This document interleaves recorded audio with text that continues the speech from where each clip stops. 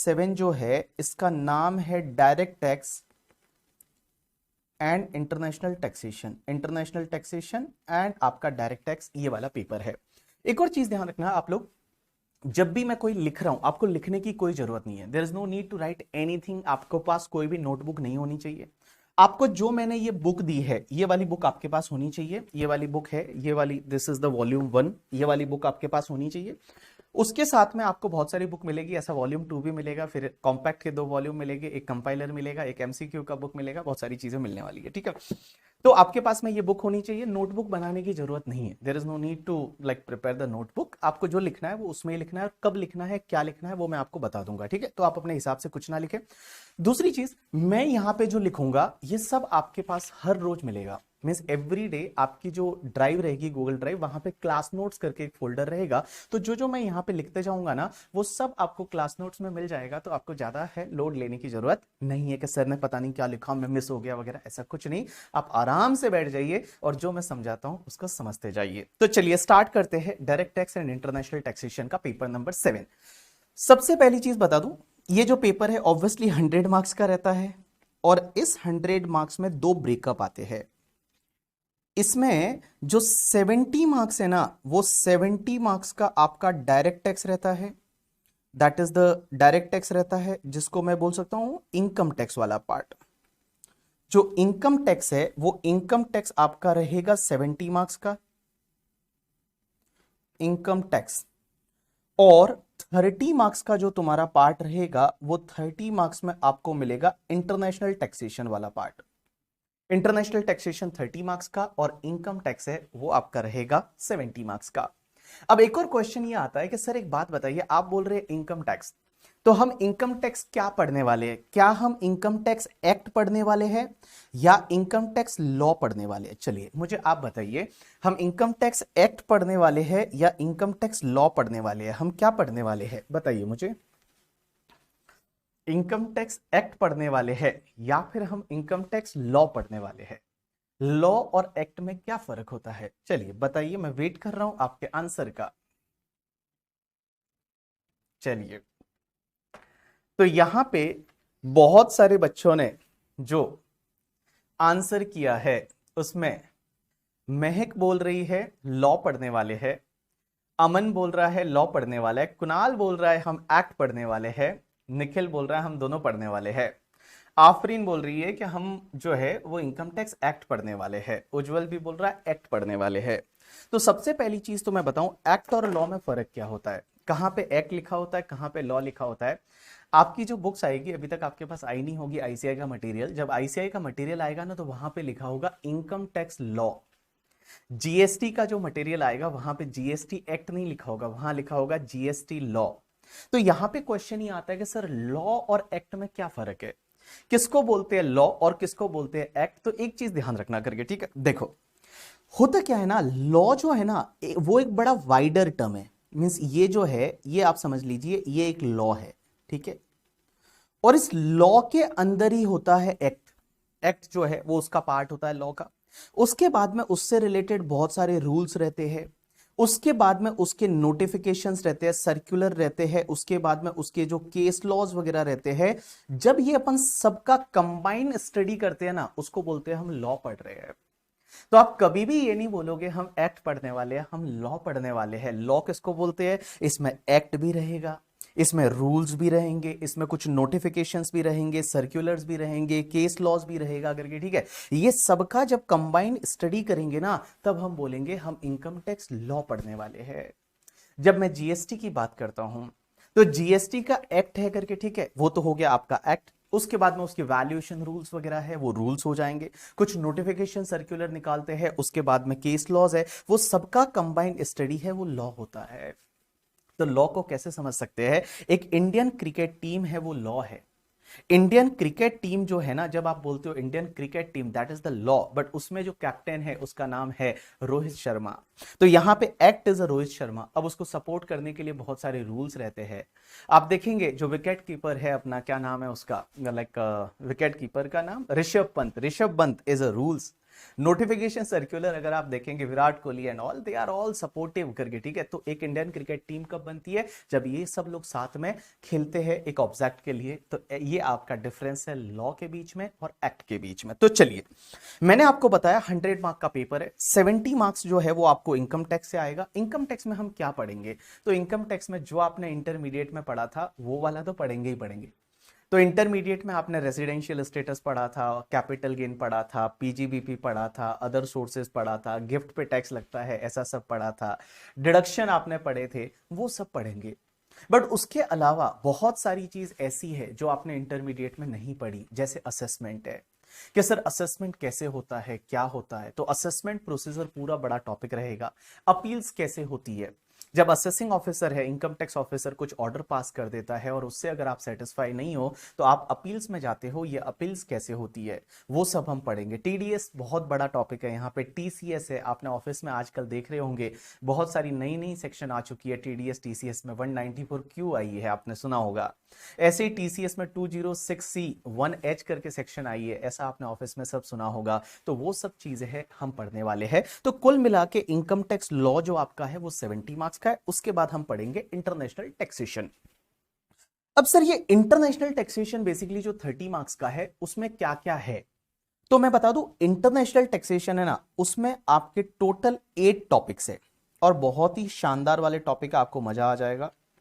और सबसे पहला टॉपिक जो इंटरनेशनल टैक्सेशन में है that is the NR taxation और एनआरआई का टैक्सेशन। एनआर और एनआरआई का टैक्सेशन है वो आपका फर्स्ट टॉपिक रहेगा। दूसरा टॉपिक जो है that is the transfer pricing से रिलेटेड रहेगा। ये क्या होता है अभी थोड़ी देर में बताता हूं, ठीक है। तीसरा टॉपिक है वो आपका DTAA से रिलेटेड रहेगा, double taxation avoidance agreement. Fourth topic है दैट इज बाहर से रिलेटेड रहेगा, that is board of advance ruling. उसके बाद में फिफ्थ टॉपिक है वो एक इक्वलाइजेशन लेवी से रिलेटेड रहेगा। सिक्स्थ टॉपिक है वो आपका टैक्स ट्रीटी जो होती है उससे रिलेटेड रहेगा। सेवेंथ टॉपिक है वो आपका मॉडल टैक्स कन्वेंशन से रिलेटेड रहेगा। और एट्थ टॉपिक है वो आपका BEPS से रिलेटेड रहेगा करके, ठीक है। चलिए सर ये क्या है, आप एक बात बताइए, ये आपने इतने सारे टॉपिक लिखे, हमको थोड़ा आइडिया तो दे दीजिए कि इन टॉपिक्स में क्या पढ़ने वाले हैं। तो देखिए, जो मैं इंटरनेशनल टैक्सेशन की बात कर रहा हूं, तो इंटरनेशनल टैक्सेशन में ये जो टॉपिक्स है इन सब के बारे में मैं आपको 2 मिनट्स लेता हूं हर टॉपिक के बारे में कि इसमें क्या होने वाला है। तो सबसे पहला टॉपिक है वो एनआर और एनआरआई का टैक्सेशन से रिलेटेड है। अब ये एनआर एनआरआई का टैक्सेशन, इसमें क्या पढ़ेंगे? इसमें सबसे पहले तो एक एनआरआई का टैक्सेशन क्या रहता है। आपने सुना होगा बहुत सारे इंडियन सिटीजन है, और इंडियन सिटीजन है वो इंडिया के बाहर काम कर रहे हैं, जैसे दुबई में काम कर रहे हैं, कनाडा में बहुत सारे पंजाब के लोग हैं वो कनाडा में काम कर रहे हैं। तो सर वो जो इनकम कमाते हैं, तो अगर उन्होंने कुछ इंडिया में इन्वेस्ट किया तो इंडिया की जो इनकम आएगी उस पर क्या टैक्स ट्रीटमेंट रहेगा, वो हम एनआरआई से रिलेटेड पूछेंगे। एनआरआई किसको बोलते हैं पता है? एनआरआई का मतलब होता है कि अगर कोई पर्सन है वो नॉन रेजिडेंट है। क्या है? Non resident. और नॉन रेजिडेंट के साथ साथ या तो वो इंडियन सिटीजन है या फिर वो पर्सन ऑफ इंडियन ओरिजिन है, तो उस पर्सन को हम बोलते हैं एनआरआई। आपने बहुत बार ऐसा सुना होगा ना, क्या अरे भैया तुम्हारे लिए तो हम एनआरआई लड़का ढूंढेंगे करके, ठीक है। तो एनआरआई लड़का ढूंढेंगे, तो एनआरआई होता क्या है, किसको बोलते हैं? Yes people. तो मैं आपको बता रहा था एनआरआई क्या होता है। तो एनआरआई के बारे में मैंने आपको क्या बताया कि एनआरआई मतलब अगर कोई पर्सन नॉन रेजिडेंट है, तो पहली चीज तो वो इनकम टैक्स के हिसाब से नॉन रेजिडेंट होना चाहिए। एंड नॉन रेजिडेंट के साथ में क्या होना चाहिए, या तो वो इंडियन सिटीजन है, इंडियन सिटीजन मींस भारत का नागरिक है, या फिर पर्सन ऑफ इंडियन ओरिजिन है। पर्सन ऑफ इंडियन ओरिजिन किसको बोलते हैं? पर्सन ऑफ इंडियन ओरिजिन है वो किसको बोलते हैं कि अगर कोई पर्सन है उसके पेरेंट्स या ग्रैंड पेरेंट्स में से किसी का भी बर्थ जो है वो अगर अनडिवाइडेड इंडिया में हुआ था तो उस पर्सन को बोलते हैं पर्सन ऑफ इंडियन ओरिजिन। तो देखो, इंडियन सिटीजन या person of Indian origin plus आप नॉन रेजिडेंट होगा तो उस पर्सन को आप बोलेंगे एनआरआई, नॉन रेजिडेंट इंडियन। तो आज के बाद जब कोई भी बोलता है ना कि तुम्हारी शादी एनआरआई से कराएंगे, तो एनआरआई क्या होता है वो आपको समझ में आ गया।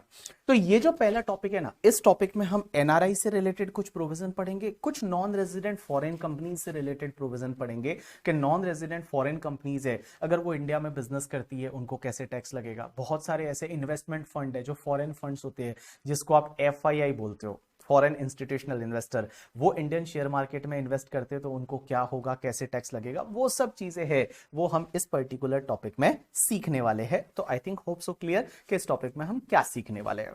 दूसरा एक टॉपिक है जिसका नाम है ट्रांसफर प्राइसिंग। अब आप बोलोगे सर ये ट्रांसफर प्राइसिंग क्या होगा?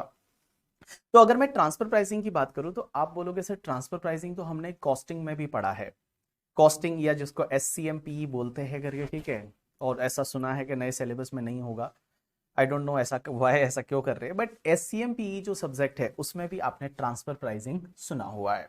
ट्रांसफर प्राइसिंग क्या वो SCMPE में पढ़ा था वही वाला है या यहाँ पे कुछ अलग है? तो मैं बताऊं यहाँ पे अलग है। कैसे अलग है, क्या है? मैं थोड़ा सा आपको एक एग्जांपल देता हूं, उससे आप समझने की कोशिश करना कि लोग कैसे मजे लेते हैं। एक एग्जांपल लेते हैं, एग्जांपल से समझने की कोशिश करते हैं। इधर देखिए, आपने एक कंपनी का नाम सुना होगा इंडिया में, और इंडिया में एक कंपनी का नाम है HUL, हिंदुस्तान यूनिलीवर लिमिटेड। ये इंडिया में जब काम करते तो इनका नाम HUL है। पाकिस्तान में काम करते हैं पाकिस्तान यूनिलीवर लिमिटेड, नेपाल में काम करते हैं नेपाल यूनिलीवर लिमिटेड। बट इसकी जो मेन कंपनी है ना, मेन जो होल्डिंग कंपनी है वो यूके में है, और यूके में जो कंपनी है उसका नाम है UUL, that is UK Unilever limited करके, ठीक है। अब एक बात समझना, एक एग्जांपल ले रहा हूं, एग्जांपल से समझना लोग कैसे मजे लेते हैं टैक्स लॉ के। तो जो इंडिया की कंपनी है HUL, इंडिया में टैक्स रेट कितना है? इंडिया में टैक्स रेट अप्रोक्स 30% है, मींस 30%, 25%, अप्रोक्स 30% का टैक्स रेट है वो इंडिया में है। अब एक बात समझना, यूके में टैक्स रेट, एग्जांपल ले रहा हूं, suppose for an example, UK में जो टैक्स रेट है वो tax rate is 10%। UK tax rate is 10%, just an example. Indian tax rate is 30%, UK tax rate is 10%। और ये दोनों जो कंपनियां है ना, ये दोनों कंपनियां आपस में होल्डिंग सब्सिडरी कंपनी है। ये HUL यूनिलीवर ग्रुप की कंपनी है, होल्डिंग सब्सिडरी कंपनी है।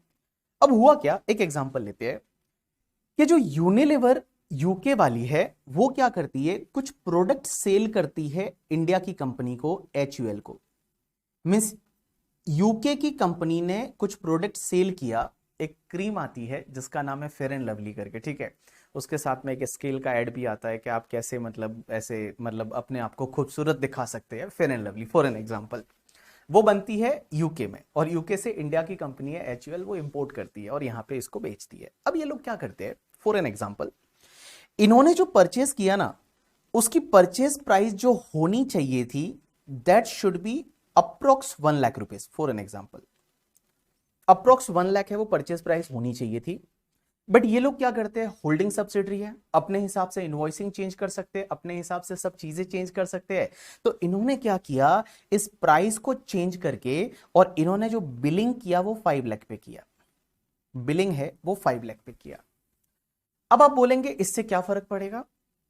तो इससे क्या फर्क पड़ेगा कि इंडिया की जो कंपनी है HUL, ये अपना जब प्रॉफिट एंड लॉस अकाउंट बनाएगी तो P&L के डेबिट साइड में आप ही बताइए यहां पे परचेस कितना डाला जाएगा, 5 लाख डाला जाएगा। और यहां पे 5 लाख का जब परचेस डालेंगे तो मैं ऐसा बोल सकता हूं कि इंडिया की कंपनी जो है उसका प्रॉफिट आपने कम कर दिया by the 4 lakh rupees. 4 lakh rupees से आपने प्रॉफिट है वो प्रॉफिट को कम कर दिया, इंडिया की कंपनी जो है उसका 4 लाख प्रॉफिट आपने कम कर दिया। और इसकी वजह से एक बात बताओ, इंडिया में आपने टैक्स सेव किया, कितना सेव किया? फॉर एन एग्जांपल, इंडिया का जो टैक्स रेट है दैट टैक्स रेट इज 30%, तो आपने 1,20,000 का टैक्स सेव कर दिया इंडिया में। आप मुझे बोलेंगे क्या, हाँ सर लेकिन एक बात बताइए सर, वो यूके में जो कंपनी है वो यूके वाली कंपनी तो अपना प्रॉफिट ज्यादा बताएगी? Answer is yes. तो यूके की कंपनी है उसने अपना प्रॉफिट ज्यादा बताया, चलिए कोई बात नहीं। तो यूके की कंपनी ने जब P&L बनाया होगा तो उस साइड में उन्होंने यहां पे सेल को रिकॉर्ड किया होगा 5 लाख रुपए से, तो उधर उनका जो प्रॉफिट है वो प्रॉफिट बढ़ गया और प्रॉफिट 4 लाख से बढ़ गया। बट यूके में tax rate is only 10%, so can I say that 40,000 का ओनली उन्होंने उधर टैक्स पे किया होगा।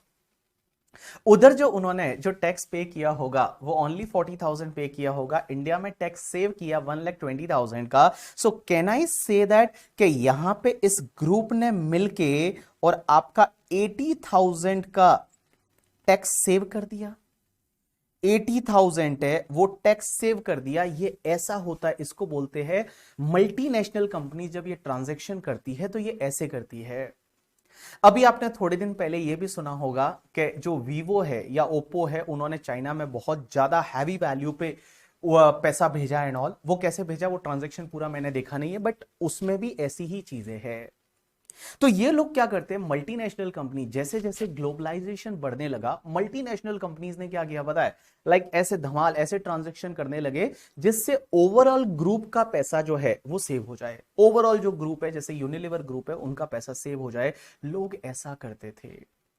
तो इसको रोकने के लिए एक कंसेप्ट लाया, एक लॉ लाया, that is transfer pricing. Income tax का ही पार्ट है ट्रांसफर प्राइसिंग, और इंडिया वालों ने भी ट्रांसफर प्राइसिंग को ऑप्ट किया। और इस वाले टॉपिक में, जो ये वाला टॉपिक है तुम्हारा ट्रांसफर प्राइसिंग, इस टॉपिक में हम ये सीखेंगे कि ये जो ट्रांजैक्शन आपने जो 5 लाख पे किया है ना, इसको वापस से 1 लाख पे कैसे लाते हैं। ये जो ट्रांजैक्शन आपने 5 लाख पे किया है, इसको वापस से 1 लाख पे कैसे लेके आते हैं वो सीखेंगे। और ये जो 1 लाख पे इस ट्रांजैक्शन को वापस से हम लेके आएंगे, और इस 1 लाख की प्राइस जो होगी ना, इसको बोला जाएगा arm length price. ALP that is arm length price है, वो बोला जाएगा। और आर्म लेंथ प्राइस मींस कोई फेयर प्राइस, रियल प्राइस, सही प्राइस है, वो वाला पूरा कंसेप्ट जो है वो हम इस पर्टिकुलर टॉपिक में सीखेंगे, that is the transfer pricing. और मैं बता दूं, आपके 30 मार्क्स में से अप्रोक्स 10 मार्क्स है ना, वो ट्रांसफर प्राइसिंग कवर करेगा। अप्रोक्स 10 मार्क्स, ये 30 मार्क्स जो है, इस 30 मार्क्स में से अप्रोक्स 10 मार्क्स है, that 10 marks is going to be covered from the transfer pricing. और जो इलेक्टिव, अगर इंटरनेशनल टैक्सेशन की मैं बात करता हूं, तो इलेक्टिव वाला जो इंटरनेशनल टैक्सेशन है, उसमें ये ट्रांसफर प्राइसिंग सेम इतना का इतना है, and it covered the 30 marks in that elective paper. Elective 6C जो पेपर है, उसमें ये ट्रांसफर प्राइसिंग है, ये आपका 30 मार्क्स है, ये 30 मार्क्स कवर करता है। चलिए, अब तीसरा topic, that is the double taxation avoidance agreement, DTAA। इस टॉपिक में क्या सीखेंगे, तो मैं बता दूं, इस टॉपिक में हम सीखने वाले, आपने सुना होगा बहुत बार डबल टैक्सेशन होता है। अब आप बोलोगे डबल टैक्सेशन क्या होता है। आपने ये तो सुना हुआ है इंटरमीडिएट में, IPCC में, कि अगर कोई पर्सन किसी कंट्री का रेजिडेंट हो जाता है, जैसे इंडिया का रेजिडेंट है, तो उसके लिए पूरे वर्ल्ड की इनकम पे टैक्स लगता है। इंडिया का रेजिडेंट है तो उसके लिए पूरे वर्ल्ड की इनकम पे टैक्स लगता है, लेकिन अगर कोई नॉन रेजिडेंट है तो उसको सिर्फ इंडिया की इनकम पे टैक्स लगता है। ऐसा क्यों होता है। हर कंट्री क्या करती है, 2 रूल से टैक्स लेती है। एक होता है रेसिडेंस रूल और एक होता है सोर्स रूल। एक होता है रेसिडेंस रूल और एक होता है सोर्स रूल। ये रेसिडेंस रूल क्या बोलता है कि अगर कोई पर्सन है ना, वो किसी कंट्री का रेजिडेंट बन गया, तो उसकी ग्लोबल इनकम पे हम टैक्स लेंगे, ऐसा बोलता है रेसिडेंस रूल। और ये सोर्स रूल क्या बोलता है पता है, कि चलो कोई पर्सन रेजिडेंट नहीं है हमारा, लेकिन अगर सोर्स हमारी कंट्री से है, उसने जो पैसा कमाया वो हमारी कंट्री से है, तो हम उस पर टैक्स लेंगे, that is called your source rule. एक एग्जांपल लेते हैं, जैसे मैं इंडिया का रेजिडेंट हूं, I am resident and ordinarily resident of India. अब एक चीज समझना, हुआ क्या, एक दिन मैं नेपाल गया और नेपाल से मैंने कुछ अर्न किया। नेपाल में मैंने एक बैच कंडक्ट किया काठमांडू में, वहां से मैंने कुछ अर्न किया, और वहां से जो मैंने अर्न किया, वो जो पैसा है उसमें क्या नेपाल टैक्स लेगा या नहीं लेगा, answer is yes, Nepal tax लेगा।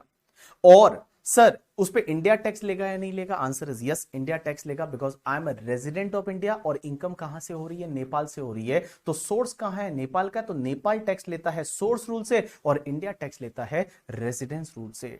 एक और एग्जांपल लेते हैं, इंग्लैंड का एक क्रिकेट प्लेयर है, बहुत सारे इंग्लैंड के क्रिकेट प्लेयर है। तो इंग्लैंड का एक क्रिकेट प्लेयर है जिसका नाम है, मान लो बटलर करके, ठीक है। तो जो बटलर है वो इंग्लैंड का क्रिकेट प्लेयर है। अब आप समझिए, वो इंडिया के लिए नॉन रेजिडेंट है, और वो रेजिडेंट कहां का है, इंग्लैंड का। सपोज फॉर एन एग्जांपल, वो इंडिया में आता है, और इंडिया में आके और वो पार्टिसिपेट करता है गेम्स में, IPL खेलने आता है। तो IPL से जो इनकम इंडिया से होगी, क्या इंडिया उस पर टैक्स लेगा, आंसर इज यस, हम टैक्स लेंगे, बिकॉज सोर्स हमारे यहाँ का है। भैया तू हमारे रिसोर्सेज यूज कर रहा है, सोर्स हमारे यहाँ का, यहां से पैसा कमा रहा है, इंडिया टैक्स लेगा। कौन से रूल से, सोर्स रूल से। इंग्लैंड टैक्स लेगा या नहीं लेगा, आंसर इज यस, इंग्लैंड भी टैक्स लेगा। कौन से रूल से, रेसिडेंस रूल से। तो आप एक बात बताइए ना, यहां तो एक ही इनकम पे 2 बार टैक्स लग रहा है, और ये 2 बार टैक्स लगता है ना, इसी को बोला जाता है डबल टैक्सेशन। और डबल टैक्सेशन होता है, आंसर इज यस होता है। अब ये डबल टैक्सेशन को कैसे अवॉइड किया जाए, क्योंकि क्या होता है ना, आप समझिए, एक ही इनकम पे 2 कंट्री टैक्स लेगी। मैं नेपाल गया, नेपाल पढ़ा के आया, तो नेपाल वाले टैक्स लेंगे, answer is yes, due to the source rule उसी इनकम पे।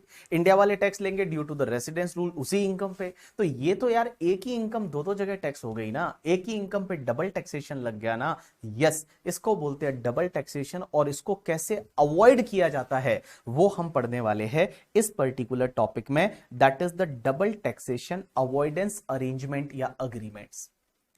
आपने सुना होगा बहुत बार कि दो कंट्री के बीच में ये अरेंजमेंट हुआ, ये ट्रीटी साइन हुई है। आपने ऐसा सुना होगा कि मोदी जी फॉरेन गए, सिंगापुर गए, उन्होंने ट्रीटी में चेंज कराया। तो ये जो ट्रीटी होती है ना, उसी को बोला जाता है अग्रीमेंट, अरेंजमेंट करके, ठीक है। तो दो कंट्री के बीच में ट्रीटी बनती है, और वो ट्रीटी में ऐसा लिखा जाता है कि हम दो दो जगह टैक्स नहीं लगने देंगे, हम सिर्फ एक ही जगह टैक्स लगाएंगे। वो सब पढ़ेंगे हम डबल टैक्सेशन अवॉइडेंस अग्रीमेंट में।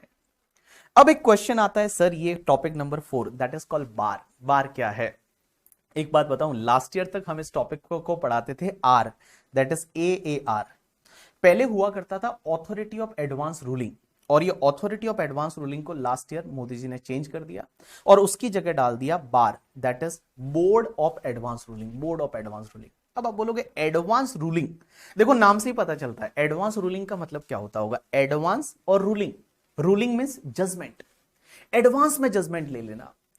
एक बात बताइए, इंडिया के टैक्स लॉ कितने कॉम्प्लेक्स है, आपको भी समझ में आता है, आप भी देखते हो टैक्स लॉस कितने कॉम्प्लेक्स है, कितनी ज्यादा कॉम्प्लेक्सिटी है। और जब इतनी ज्यादा कॉम्प्लेक्सिटी है, जब हमको इंडिया वालों को इतना ज्यादा मतलब उसमें क्या बोलते हैं R&D करना पड़ता है, रिसर्च करना पड़ता है, उसके बाद भी हम एडवाइस देते हैं, उसके बाद भी इनकम टैक्स का नोटिस आ जाता है। तो आप समझिए जो नॉन रेजिडेंट लोग हैं वो अगर इंडिया में कुछ भी ट्रांजैक्शन करेंगे, कुछ भी इन्वेस्टमेंट करेंगे, तो उनको बड़ा डर रहेगा कि पता नहीं हमारे साथ क्या हो जाएगा, पता नहीं हमारे साथ इनकम टैक्स डिपार्टमेंट क्या कर लेगा। तो अगर मान लो आपको पहले से ही जजमेंट मिल जाए कि आपके साथ ये होने वाला है, अगर आपको पहले से ये पता चल जाए कि आपके साथ ये होने वाला है, तो सोचिए मजा आ जाएगा। Answer is yes. तो वो हम टॉपिक में पढ़ेंगे बोर्ड ऑफ एडवांस रूलिंग। एक एडवांस रूलिंग के बोर्ड बनाए हुए हैं। आप एक काम करिए, अगर आप कुछ ऐसा टैक्स से रिलेटेड ट्रांजैक्शन कर रहे हैं, इंडिया वाले या बाहर वाले, इंडिया वाले कुछ कुछ केसेस में एप्लीकेशन कर सकते हैं, बट नॉन रेजिडेंट कर सकते हैं, और वो उनको अगर लगता है कि वो कुछ ट्रांजैक्शन में एंटर करने वाले, उससे उनकी क्या टैक्स लाइबिलिटी आएगी, उनकी इंडिया में क्या क्या रेस्पॉन्सिबिलिटी टैक्स से रिलेटेड आ सकती है, वो आप पहले ही रूलिंग लिखवा के ले लीजिए, पहले ही आप अरेंजमेंट में एंटर हो जाइए। और अगर आप पहले ही अरेंजमेंट में एंटर हो गए तो मजा आ जाएगा, फिर डिस्प्यूट खत्म करके, ठीक है। सो इसको बोलते हैं board of advance ruling. But यहाँ पे फीस लगती है, भारी फीस लगती है। कितनी फीस है, क्या है, वो अपन उस टॉपिक में पढ़ेंगे। उसके बाद एक और इंटरेस्टिंग टॉपिक जो हम सीखेंगे, that is the equalization levy. Equalization levy. अब आप बोलोगे ये इक्वलाइजेशन लेवी क्या है, आपने तो पहली बार वर्ड ही सुना होगा कि इक्वलाइजेशन लेवी क्या है। एक बात बताओ, इक्वलाइजेशन लेवी क्यों लाया, उसका नीड क्या था। जैसे मैं बता दूं, कुछ टाइम पहले तक इंडिया में जो गूगल है, Google as well as the Facebook है, वो इंडिया में टैक्स ही नहीं भरते थे, आज भी नहीं भरते हैं। बहुत सारा उनका जो काफी इनकम जो है उस पर वो इंडिया में टैक्स नहीं भरते हैं। वो लोग क्या होता है, क्योंकि क्या होता है, जो कंट्रीज के बीच में अरेंजमेंट होते हैं ना, उसमें ये लिखा होता है कि बिजनेस की इनकम जो है उस पे टैक्स है, उस पे टैक्स है, वो उस कंट्री में लगेगा जिस कंट्री के आप रेजिडेंट हो। ये अग्रीमेंट में लिखे हुए जितने अरेंजमेंट बने हुए हैं, इंडिया फॉरेन के अरेंजमेंट बने हुए हैं, उसमें ये लिखा होता है कि बिजनेस की इनकम पे टैक्स आपको सिर्फ उसी कंट्री में लगता है जिस कंट्री में आप रेजिडेंट हो। और जो बाहर अगर आप कोई इनकम कमाते हो बाहर से, तो वो आपका एक्सपोर्ट माना जाता है। क्या माना जाता है, एक्सपोर्ट माना जाता है। और उस कंट्री में टैक्स नहीं लगता, उस कंट्री में, दूसरी कंट्री में टैक्स तभी लग सकता है जब वहां पे आपका कोई ऑफिस है। मिस इस ऑफिस को बोला जाता है लॉ की लैंग्वेज में परमानेंट एस्टेब्लिशमेंट है, पी है। आपने वर्ड सुना होगा बहुत बार ऑफिस में, पी है। कि पी का मतलब क्या होता है, परमानेंट एस्टेब्लिशमेंट। एक दो एग्जांपल लेता हूं, आप समझने की कोशिश करना, लॉजिक्स को समझने की कोशिश करना। एक बात समझते हैं, मैं मेरी बात करता हूं, बीबी सर हमारी जो कंपनी है बीबी वर्चुअल, हमारे पास बहुत सारे ऐसे बच्चे हैं सीए के as well as the CMA के, जो कि नेपाल से है और नेपाल में पढ़ते हैं। और बहुत सारे बच्चे नेपाल में हैं, दुबई में हैं, अलग अलग कंट्रीज में काम कर रहे हैं, वहां पढ़ाई कर रहे हैं, और वो हमसे बुक्स और लेक्चर का ऑर्डर करते हैं। अब लॉजिकली सोचना, मेरी वेबसाइट पे एक ऑर्डर आया नेपाल से, और नेपाल से जैसे ही ऑर्डर पंच किया, हमने क्या किया कि लाइक जो बुक्स है उसको पैक किया, पेन ड्राइव उसमें डाला, और उसको एज इट इज हमने नेपाल कुरियर कर दिया। नेपाल जो है वो हमने उसको कुरियर कर दिया। अब आप मुझे बताइए, क्या मुझे नेपाल में भी टैक्स भरना पड़ेगा क्या? आंसर इज नो, इसमें नेपाल में टैक्स नहीं भरना पड़ता, क्योंकि मेरी बिजनेस इनकम है, रेजिडेंट इंडिया के है तो इंडिया में टैक्स भरेंगे, उस कंट्री में टैक्स नहीं भरना जब तक कि उस कंट्री में हमारा पी नहीं बन जाता। अगर हमारा उस कंट्री में पी है तो ही टैक्स भरना है, अदरवाइज नहीं तो ये एक्सपोर्ट माना जाएगा, उसमें उस कंट्री में हमको टैक्स भरने की जरूरत नहीं, क्योंकि उस कंट्री में जाके हम कोई एक्टिविटी नहीं कर रहे, हम तो यहां से सिर्फ क्या कर रहे हैं, एक्सपोर्ट कर रहे हैं। इसमें इंटरनेशनल टैक्सेशन में दो वर्ड यूज होते हैं, दो लाइन यूज होती है, एक होता है बिजनेस इन फॉरेन कंट्री और एक होता है बिजनेस विथ फॉरेन कंट्री। दोनों में फर्क है। Business in foreign country and business with foreign country, फर्क है दोनों। बिजनेस विथ फॉरेन कंट्री में आपको फॉरेन कंट्री में टैक्स नहीं भरना, आपको सिर्फ इंडिया में टैक्स भरना है। मैंने जो कुरियर किया, मैंने जो बुक्स भेजी, पेन ड्राइव भेजी नेपाल में, ये बिजनेस विथ फॉरेन कंट्री है, उसमें टैक्स नहीं लगता, उस कंट्री में सिर्फ इस कंट्री में टैक्स लगेगा। लेकिन मान लो हमारे बहुत ज्यादा बच्चे हो गए काठमांडू में, नेपाल में, और उन्होंने बोला कि सर एक काम करिए ना, आप यहीं पे सेंटर चालू कर दीजिए। तो हमने क्या किया, नेपाल में सेंटर चालू कर दिया। और जब नेपाल में जब हमने सेंटर चालू किया तो वो जो सेंटर था, उस सेंटर पे अब बच्चे आके और पेन ड्राइव लेके जाते थे, सेंटर पे आके और बुक लेके जाते थे। अब एक बात बताइए, अब वो सेंटर की जो इनकम होगी उस पे नेपाल में टैक्स भरना पड़ेगा या नहीं भरना पड़ेगा? Answer is yes, now we have to pay the tax in the Nepal because we are doing business in foreign country. फर्क है ना दोनों में, बिजनेस विथ फॉरेन कंट्री और बिजनेस इन फॉरेन कंट्री। तो आप बिजनेस विथ फॉरेन कंट्री करते हो, there is no need to pay tax in foreign country, but business in foreign country means you are having the permanent establishment in that country, then you have to pay the tax in that country. अब आप बोलेंगे sir उसमें office होना चाहिए या क्या होना चाहिए, वो सब चीजें हम सीखेंगे इंटरनेशनल टैक्सेशन में, पी कब बनता है। आज सिर्फ मैं आपको ओवरव्यू दे रहा हूं कि what is all about your syllabus, तो आपको पता होना चाहिए कि कैसे सीक्वेंस में क्या होने वाला है सीए सीएमए वालों के लिए, ठीक है। सीएमए वालों के लिए भी सेम सिलेबस, थोड़ा पेपर पैटर्न अलग रहता है, बाकी सिलेबस इज सेम, कोई डिफरेंस नहीं है करके, ठीक है। चलिए अब एक चीज समझना, तो इक्वलाइजेशन लेवी क्यों लाया? क्योंकि गूगल जो है, गूगल कहां यूएस का कंपनी है, फेसबुक कहां यूएस का कंपनी है, ये इंडिया से करोड़ों रुपए कमाते थे। करोड़ों क्या मतलब लाइक अरबों रुपए बोल सकते हो, करोड़ों तो क्या ही बोलो करके, इंडिया से इतना पैसा कमाते थे and they not paid any tax in India. ये इंडिया में टैक्स नहीं भरते थे, क्योंकि ये क्या बोलते थे, हमारा इंडिया में ऑफिस है ही नहीं, हम जो सर्विस देते हैं वो बाहर से देते हैं।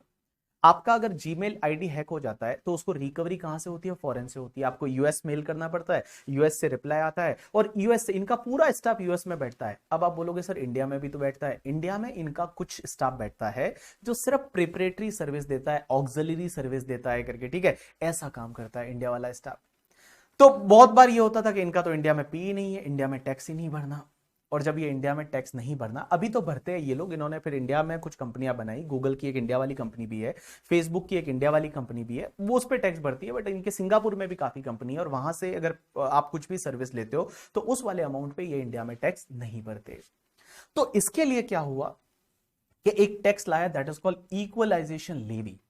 और ये इक्वलाइजेशन लेवी क्या लाया, बड़ा ही ऐसा टैक्स है कि भाई अगर कोई भी नॉन रेजिडेंट से जिसका इंडिया में पी नहीं है और उससे कोई एडवर्टाइजमेंट सर्विस लेता है, तो उस एडवर्टाइजमेंट सर्विस पे 6% की रेट से इक्वलाइजेशन लेवी काटना पड़ेगा। तो आज क्या होता है पता है, कि अगर मान लो कोई फेसबुक का जो सिंगापुर वाला कंपनी है, फेसबुक का सिंगापुर वाला कंपनी है, उससे अगर हमने एडवर्टाइजमेंट सर्विस ली, या गूगल का यूएस वाला कंपनी है, उससे हमने एडवर्टाइजमेंट सर्विस ली, तो उस केस में हमको 6% काटना पड़ता है उस अमाउंट में से, और गवर्नमेंट को भरना पड़ता है, that is called equalization levy. As well as मैं बता दूं, जो बड़ी बड़ी वेबसाइट्स है, जो फॉरेन की वेबसाइट्स है, इंडिया में उनका कोई भी परमानेंट एस्टेब्लिशमेंट नहीं है। जैसे एग्जांपल के लिए ले लेता हूं अलीबाबा करके, अलीबाबा चाइना का वेबसाइट है, और वो अगर इंडिया में कोई भी गुड सेल करता है, ठीक है, या इंडिया में कोई भी एक्टिविटी करता है और उससे जो इनकम कमाएगा उस पर उसको 2% की रेट से इक्वलाइजेशन लेवी पे करना पड़ेगा। तो ये उस टॉपिक में हम पढ़ेंगे इक्वलाइजेशन लेवी। अब आता है next topic, that is the tax treaty. अब आप बोलेंगे टैक्स ट्रीटी क्या होता है? टैक्स ट्रीटी मतलब वही DTAA। ये DTAA जो है ना, ये जो है ऐसा ही रहता है tax treaty. Tax treaty, treaty किसको बोलते हैं? कन्वेंशन। कन्वेंशन मतलब अग्रीमेंट करके, ठीक है। तो इस टॉपिक में हम ये सीखेंगे कि दो कंट्री के बीच में अग्रीमेंट बनता कैसे है।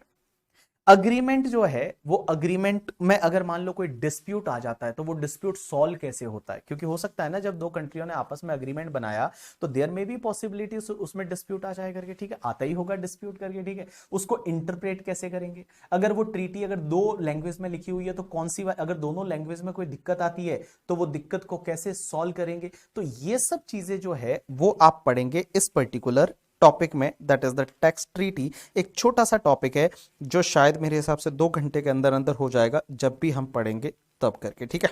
चलिए, तो टैक्स ट्रीटी में हम क्या पढ़ने वाले हैं, ट्रीटी का इंटरप्रिटेशन वगैरह वो सब चीजें। अब एक आता है MTC, that is called model tax convention. ये मॉडल टैक्स कन्वेंशन क्या है? पहली चीज तो मॉडल किसको बोलते हैं, मॉडल टैक्स कन्वेंशन। एक बात बताइए, आप आपके ऑफिस में जब आर्टिकलशिप कर रहे हैं तो आर्टिकलशिप में बहुत बार आपके पास ऐसे क्लाइंट्स आते हैं जो बोलते हैं हमको पार्टनरशिप डीड बना के दो। तो आप लोग क्या करते हो, पार्टनरशिप डीड बनाने के लिए आप उससे कुछ इंफॉर्मेशन मांगते हो कि चलो पार्टनर के नाम बता दो, एड्रेस बता दो, पीएसआर क्या रहेगा, कैपिटल कितना रहेगा, ये बता दो, ये आप ले लेते हो। उसके बाद आप क्या करते हो कि आपके ऑफिस में एक फोल्डर बना हुआ है जिसमें ड्राफ्ट्स पड़े हैं। कोई भी पुराना ड्राफ्ट उठाते हो और वो ड्राफ्ट उठा के और उसमें से नाम चेंज करते हो, एड्रेस चेंज करते हो, बाकी सब चीजें चेंज करते हो, और चेंज करने के बाद आप उसको मेल कर देते हो कि ये मैंने ड्राफ्ट अग्रीमेंट बनाया है, देखिए इसमें आपको और कुछ चेंज कराना है तो आप करा लीजिए। तो एक बात बताइए, आपने एक मॉडल पढ़ा था, उस मॉडल को आपने क्या किया, ऐसे लिया यहां पे, ठीक है, और उसको आपने यूज कर लिया पार्टनरशिप डीड में। तो ऐसे ही होता है जब अग्रीमेंट बनते हैं इंटरनेशनल लेवल पे। तो इंटरनेशनल लेवल पे जो अग्रीमेंट बनते होंगे तो क्या हर पॉइंट लिखा जाता होगा, हर नया नया पॉइंट लिखा जाता होगा। चलो जैसे मोदी जी है और जो बाइडन, बाइडन करके, ठीक है, बाइडन यूएस का और यूएस इंडिया का अग्रीमेंट बन रहा है, तो क्या ऐसे बोलेंगे, मोदी जी बोलेंगे नहीं नहीं मैं इस पे ये नहीं करूंगा, ये नहीं करूंगा, वैसे एक एक क्या पॉइंट लिखेंगे, नहीं। उसमें क्या होता है, कुछ मॉडल्स होते हैं और वो मॉडल्स यूज करते हैं कि भाई चलो स्टार्टिंग यहां से करेंगे, अब उसमें किसी किसी पॉइंट में जहां जहां आपको दिक्कत है उसमें आप चेंज कर दीजिए, दैट इज कॉल्ड मॉडल। और ये मॉडल जो है ना, मार्केट में 3 तरह के मॉडल होते हैं, बट आपके सिलेबस में 2 तरह के हैं। एक तो होता है ओईसीडी मॉडल, ओईसीडी, और एक होता है यूएन मॉडल, यूएन, यूएन करके, ठीक, यूनाइटेड नेशन। सो एक होता है ओईसीडी मॉडल और एक होता है यूएन मॉडल। इंडिया जो है वो यूएन का पार्ट है, इंडिया ओईसीडी का पार्ट नहीं है, तो इंडिया यूएन का पार्ट है। तो हम जो मॉडल फॉलो करते हैं that is called UN model. तो उसमें कैसे होता है, क्या क्या आर्टिकल्स होते हैं, उसमें आर्टिकल्स होते हैं कि आर्टिकल नंबर 7 बिजनेस की इनकम पे कौन कौन सी कंट्री टैक्स लेगी, आर्टिकल नंबर 5 क्या पी की डेफिनेशन में क्या क्या आएगा, आर्टिकल नंबर 4 कि अगर कोई पर्सन दो दो कंट्री का रेजिडेंट बन जाता है तो उसको कौन सी कंट्री का रेजिडेंट मानेंगे, ठीक है। आर्टिकल नंबर 1 है वो आपका, उसमें के कौन कौन से पर्सन कवर होंगे। आर्टिकल नंबर 11 12 होते हैं वो इंटरेस्ट डिविडेंड की इनकम पे कौन टैक्स लेगा, ठीक है। तो ऐसे ही आर्टिकल, आर्टिकल नंबर 6 के हाउस प्रॉपर्टी की इनकम पे कौन टैक्स लेगा, कौन सी कंट्री लेगी। तो ये सब है ना, ये मॉडल है। और उस मॉडल के बारे में हम जो सीखने वाले हैं वो मॉडल टैक्स कन्वेंशन जो टॉपिक है उसमें सीखने वाले हैं। और लास्ट टॉपिक है that is call your BEPS करके, base erosion and profit shifting. नाम से पता चल रहा है, देखो क्या लिखा है, वापस से पढ़ूंगा मैं, बेप्स की full form, base erosion and profit shifting. Base Erode कर रहे हो आप एंड प्रॉफिट शिफ्ट कर रहे हो। तो base erosion and profit shifting ये क्या होता है इस वर्ल्ड में, जैसे ये डिजिटलाइजेशन बढ़ा ना, जैसे जैसे इंटरनेट बढ़ा, जैसे जैसे चीजें जो है वो फिजिकल मोड से इंटरनेट वाले मोड पे आ गई, वैसे वैसे लोगों ने ऐसी टैक्स प्लानिंग करनी चालू की ना कि उसमें किसी को भी टैक्स नहीं मिलता था। बहुत सारे ऐसे टैक्स हेवन कंट्रीज आपने सुना होगा, टैक्स हेवन करके, टैक्स हेवन आपने सुना होगा, Bermuda is a tax haven, बहुत सारे लोग बोलते हैं Switzerland is a tax haven करके, ठीक है। Cayman Island is a tax haven, ऐसे छोटे छोटे आइलैंड है जहां टैक्स ही नहीं है। तो कंपनियों ने क्या किया, अपना जो सेटअप है वो वहां लगा लिया और पूरे वर्ल्ड से इनकम कमाते थे, किसी को कोई टैक्स ही नहीं भरते थे, कुछ टैक्स ही नहीं भरते थे, ऐसा करते थे। मींस बेस को इरोड कर रहे, फुल फॉर्म समझना, base erosion and profit shifting. आपका जो बेस है जहां से इनकम आ रही है उसको इरोड कर रहे, बता ही नहीं रहे, और प्रॉफिट को शिफ्ट कर जा रहे हैं करके, ठीक है। तो इसको रोकने के लिए सब कंट्रियां आपस में मिली, जो G20 कंट्रीज है करके वो मिली, और उसमें बाकी कंट्रीज भी मिली, और उन्होंने मिलके, ओईसीडी कंट्री मिली, G20 कंट्री मिली, उन्होंने मिलके कुछ ऐसे एक्शन प्लान बनाए कि ये जो लोग ऐसा कर रहे हैं ना, हम उसको एक्शन मतलब कॉम्बैटिंग करने के लिए एक एक्शन प्लान बनाए जिसको बोलते हैं बेप्स के action plan. And there are total 15 action plan, ऐसे 15 एक्शन प्लान है, और वो एक्शन प्लान से इन्होंने बोला कि ये ऐसी जो कंपनियां कर रही है उसको हम कैसे रोकेंगे। तो मैं बता दूं, इक्वलाइजेशन लेवी जो मैंने अभी पढ़ा था ना, जब मैं आपको फेसबुक गूगल का एग्जांपल दे रहा था, that came from the BEPS only. BEPS का एक्शन प्लान नंबर 1 है, दैट इज डिजिटल इकोनॉमी, और डिजिटल इकोनॉमी में आपका इक्वलाइजेशन लेवी सजेस्ट कर रखा है कि आप इक्वलाइजेशन लेवी लगाइए, तो ये यहीं से लगाया हुआ टैक्स है। तो मैं बताऊं, ये आपका इंटरनेशनल टैक्सेशन का बड़ा ही बड़ा डिस्कशन हो गया। हर टॉपिक के बारे में आपको इंट्रो दिया क्योंकि वो नया है आपके लिए। डीटी वाला जो पढ़ोगे वो एकदम ही आपके लिए एकदम यूज टू है, क्योंकि ऑफिस में काम करते हैं, सब जगह काम करते हैं। बट ये वाला जो 30 मार्क्स का पार्ट है ये आपके लिए नया है। तो देखिए, मैंने आपको क्या बताया अभी तक, 100 मार्क का पेपर रहेगा, 70 मार्क्स का डीटी रहेगा जिसमें इनकम टैक्स लॉ पढ़ेंगे, इंटरनेशनल टैक्सेशन 30 मार्क्स का, NR NRI taxation, transfer pricing, DT double A, बार, equalization levy, tax treaty, model tax convention and BEPS है, ये आपका ऐसा रहेगा। अब एक बात समझना, आपका पेपर आता कैसे है, अभी तक इसमें कोई डाउट है तो आप मुझे पूछ लीजिए।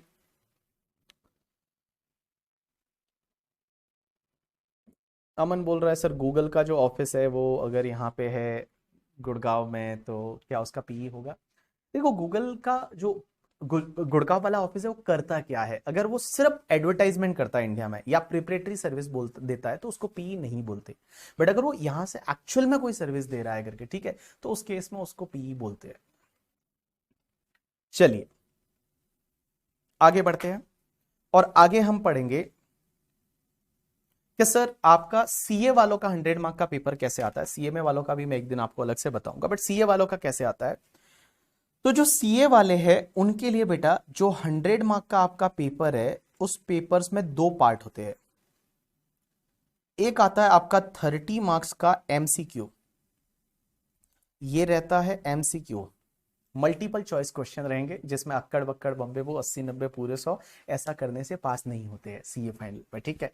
उसमें आपको लिखना पड़ता है, अच्छे खासे एमसीक्यूज आएंगे। अभी आपको एमसीक्यू का एक बुक मिलेगा, उसमें आपको पता चलेगा कि कैसे एमसीक्यूज आते हैं, केस सिनेरियोज आते हैं। केस सिनेरियोज मतलब एक इतना सा बड़ा सा केस दे दिया और उसके फिर 5 एमसीक्यूज, वैसा that is called case scenarios. वैसे एमसीक्यूज आपको एग्जाम में मिलने वाले हैं। तो टोटल 30 मार्क्स है वो आपको एमसीक्यू से मिलेंगे।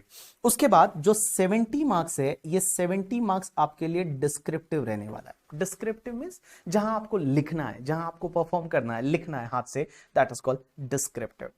अब ये 70 मार्क्स का डिस्क्रिप्टिव कैसे रहेगा पता है आपको, टोटल 6 क्वेश्चन मिलेंगे और 14 मार्क्स के 6 क्वेश्चन मिलेंगे और 14 मार्क्स के। तो 6 question multiply by 14 marks, it's comes to आपका कितना हो जाएगा, 70 मार्क्स। अब इस 6 क्वेश्चन में से, नहीं 70 नहीं, ज्यादा हो गया सर, ऐसे कैसे बोल रहे हो आप करके। 6 क्वेश्चन मिलेंगे 14 मार्क्स के। अब इसमें से एक चीज ध्यान रखना, 6 में से आपका जो फर्स्ट क्वेश्चन है ना वो मैंडेटरी है। फर्स्ट क्वेश्चन रहेगा वो आपका कंपल्सरी रहेगा, कंपल्सरी रहेगा फर्स्ट क्वेश्चन। और ये फर्स्ट क्वेश्चन जो आपका कंपल्सरी रहेगा ना 14 मार्क्स का, ये आपको हमेशा डायरेक्ट टेक्स्ट वाले पार्ट से मिलेगा। डीटी वाले पार्ट मींस ये वाले पार्ट से, सॉरी नॉट ये वाला, ये वाले पार्ट से। जो हम यहां देख रहे थे 70 मार्क्स डीटी, यहां से मिलेगा आपको फर्स्ट क्वेश्चन जो कि आपका 14 मार्क्स का रहेगा, कंपल्सरी क्वेश्चन रहेगा। और मोस्टली जो ये क्वेश्चन आता है ये टोटल इनकम का आता है। टोटल इनकम, जिसको हम पीजीबीपी एक बार के लिए बोल देते हैं, क्योंकि इसमें मेजर जो पॉइंट रहेगा वो पीजीबीपी का रहेगा, बिजनेस का रहेगा। तो देखिए 100 मार्क का paper, 30 marks is MCQ, 70 marks में टोटल 6 क्वेश्चन आएंगे, अटेंड आपको 5 करने हैं करके, ठीक है। तो क्योंकि 5 मल्टीप्लाई बाय 14, अपना कैलकुलेशन बड़ा ही खराब है, तो 5 मल्टीप्लाई बाय 14 करोगे तो आपका 70 मार्क्स हो जाएगा। तो 6 क्वेश्चन है, first is compulsory, you have to attend it, और ये आपका डीटी वाले पार्ट से आएगा, और नॉर्मली ये टोटल इनकम का क्वेश्चन आएगा। लेकिन बाकी के जो क्वेश्चन रहेंगे, दैट इज क्वेश्चन नंबर 2 से लेके और क्वेश्चन नंबर 6, इसमें से आपको क्या करना है, एनी 4 अटेंड करने हैं। एनी 4 मींस आपके पास चॉइस रहेगा, जो अच्छा लगे वो आप कर लो, एनी 4। और ये एनी 4 जो आप अटेंड करने हैं, ये जो क्वेश्चन रहते हैं ना, ये भी हर 14 मार्क्स का क्वेश्चन रहेगा। लेकिन उसमें क्या होता है, नॉर्मली डीटी का पार्ट का क्वेश्चन रहता है 8 मार्क का, और इंटरनेशनल टैक्सेशन के पार्ट का क्वेश्चन रहता है 6 मार्क्स का। तो देखिए 8 मार्क्स डीटी से और 6 मार्क्स जो है वो आपका किससे रहेगा, इंटरनेशनल टैक्सेशन से। तो कुल मिला के मैं आपको ये बोलूं कि देखिए आप यहां पे क्या करेंगे, 4 क्वेश्चन में 6 मार्क्स का इंटरनेशनल टैक्सेशन है, तो 6 मल्टीप्लाई बाय 4 कम्स टू 24, और बाकी 6 मार्क्स आपको कहां पे मिलेंगे? एमसीक्यूज में 6 मार्क्स मिलेंगे आपको एमसीक्यूज में, तो 30 मार्क्स का आपका हो जाएगा इंटरनेशनल टैक्सेशन। और डीटी जो है वो आपका 70 मार्क्स का हो जाएगा। कैसे 70 मार्क्स का? 14 मार्क्स तो ये आपका है ही है, और बाकी वाला ये, और उसके बाद में आपका एमसीक्यू में है वो 24 मार्क्स के करीब आपको एमसीक्यूज में मिलेगा डीटी। ऐसे आपका नॉर्मली ये सब्जेक्ट को डिवाइड किया रहता है, ऐसे आपका ये पेपर होता है। चलिए अब आपके साथ में कुछ क्वेश्चन पूछते हैं और उसके बाद हम आगे बढ़ेंगे। चलिए मुझे एक बात बताइए, एक सेक्शन लिखी हुई है और इस सेक्शन को ऐसे लिखा हुआ है 15(3), इसको आप कैसे रीड करेंगे? किसी को फोन पे बताना है, किसी ने फोन कर दिया और आपको ये लिखवाना है, उसको बोलना ये लिख करके, ठीक है? क्या बोलोगे उसको लिखते टाइम? क्या बोलोगे? How you will read this section? ईश्वर, ईश्वर तुम्ही हो दाता, भगवान है नाम तेरा। चलिए बताइए कैसे लिखेंगे इसको? ऐसा बोलेंगे कि एक काम कर यार, सेक्शन पहले है ना एक 15 लिख, फिर ब्रैकेट खोल, और ब्रैकेट में फिर है ना फिर 3 लिख, फिर वापस ब्रैकेट खोल, फिर उसमें वो 1 वी लिख, उसके बाद ब्रैकेट खोलो। कैसे लिखेंगे? क्या बोलेंगे इसको? चलिए, तो यहां पे जो आंसर आ रहे हैं, किसी ने बोला सेक्शन 15 सब सेक्शन 3 क्लॉज 4 सब क्लॉज ए। किसी ने बहुत ही बढ़िया बोला, that is sub clause A of clause 4 to sub section 3 of section 15। चलिए, तो ऑलमोस्ट जितने भी लोग हैं ना उन्होंने बहुत ही सही बोला है, जितने भी लोग हैं उन्होंने एकदम सही बोला, क्योंकि सर ये पहला वाला जो होता है ना इसको बोला जाता है सेक्शन। चलिए, उसके बाद में दूसरा वाला जो होता है इसको बोला जाता है सब सेक्शन, इसको बोला जाता है क्लॉज, और इसको बोला जाता है सब क्लॉज। ठीक है, ऐसा नहीं कि सेक्शन सब सेक्शन उसके बाद सब सब सेक्शन सब सेक्शन, ऐसा नहीं है। ठीक है, सेक्शन सब सेक्शन क्लॉज और सब क्लॉज वैसे बोला जाएगा। लेकिन मुझे एक बात बताइए, अगर यहां पे ऐसा लिखा हुआ है 215, इसको कैसे रीड करेंगे आप? 215 को कैसे रीड करेंगे? Madhuri, Namrata, Ranjit, Darshan, how you will read the 215? 215 को कैसे रीड करेंगे आप? 215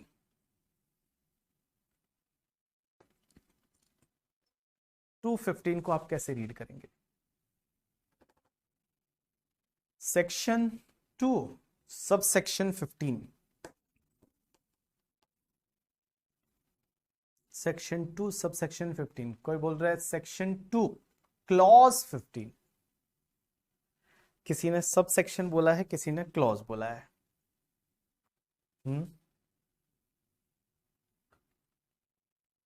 चलिए, तो सेक्शन 2 क्लॉज बोलेंगे या सब सेक्शन बोलेंगे?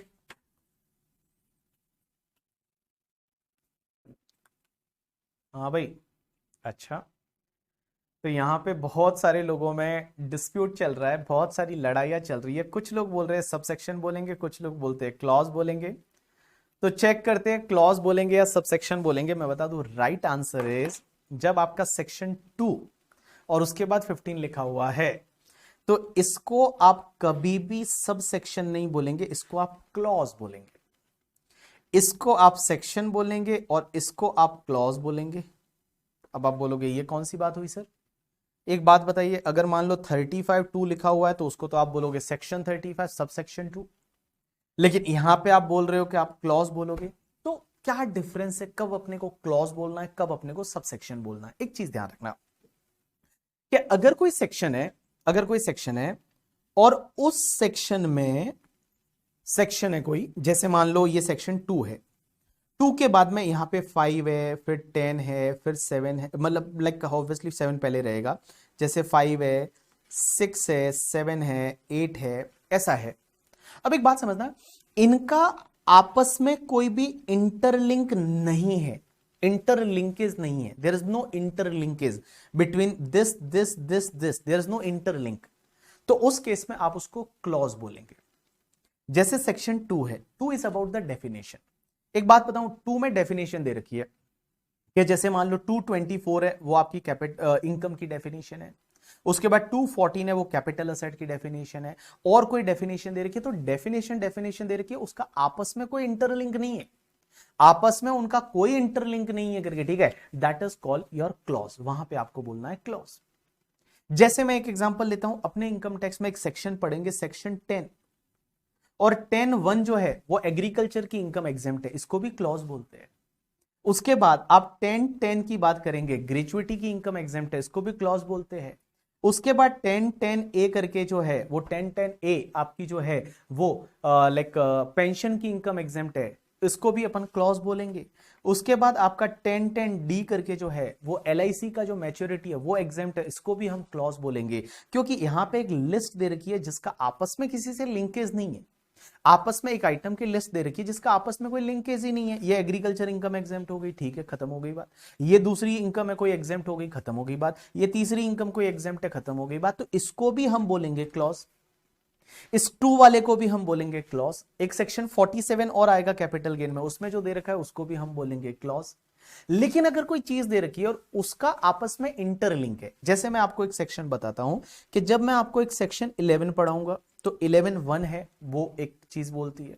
अब उसका इंटरलिंक है 11(2) से भी है, 11(3) से, 11(4), 11(5), तो ये जो सब चीजें हैं ना जो आपस में इंटरलिंक है कहीं ना कहीं पे, उसको हम बोलेंगे सबसेक्शन। तो यहां पे सबसेक्शन का मतलब जब इंटरलिंकेज है तो सबसेक्शन, बाकी क्लॉज।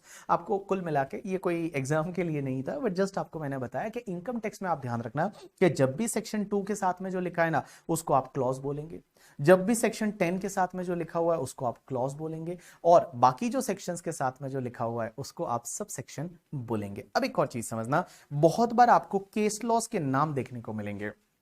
जैसे फॉर एन एग्जांपल एक केस लॉ है BB वर्सेस CIT, और उसके बाद ऐसा दे रखा होगा 263 CTR 53 बॉम्बे हाई कोर्ट 2022। इसका अब एक बात बताओ, ये जो केस लॉ है ना, इस केस लॉ में हमेशा ध्यान रखना पहले नाम उसका लिखा जाता है जिसने केस फाइल किया है, जिसने केस फाइल किया है उसका नाम हमेशा पहले होगा।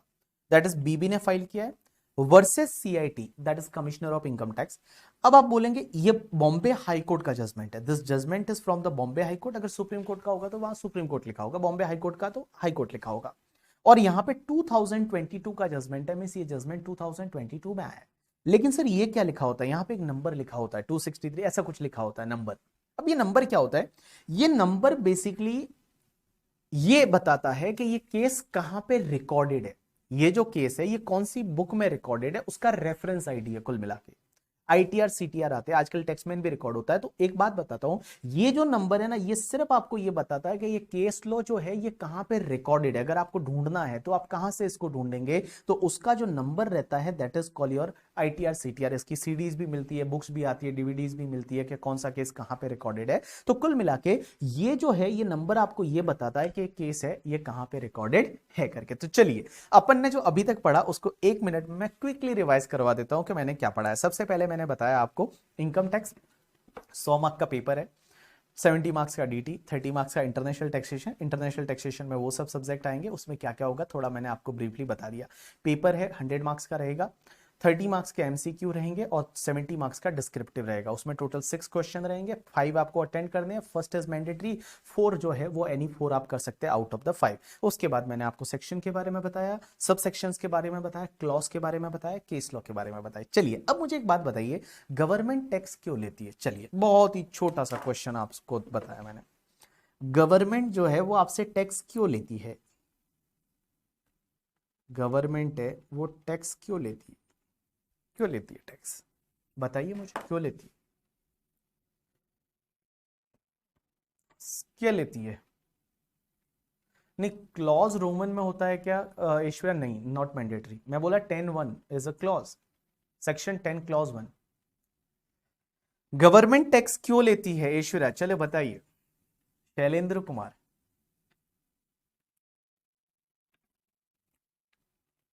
किसी ने बोला टू मीट इट्स एक्सपेंसेस, किसी ने बोला विधायक खरीदने के लिए, भाई बोलता है विधायक खरीदने के लिए, to provide general service in India because we use national resources, so government tax लेती है। For development of the nation, development of the country, to spend on public welfare, for development, fund मिलेगा government को expenses करने के लिए, बोलते हैं विधायक खरीदने के लिए, wow, to run the country, income को इक्वल करने के लिए, वाओ। चलो इक्वल कितनी होती है वो देखेंगे फ्यूचर में।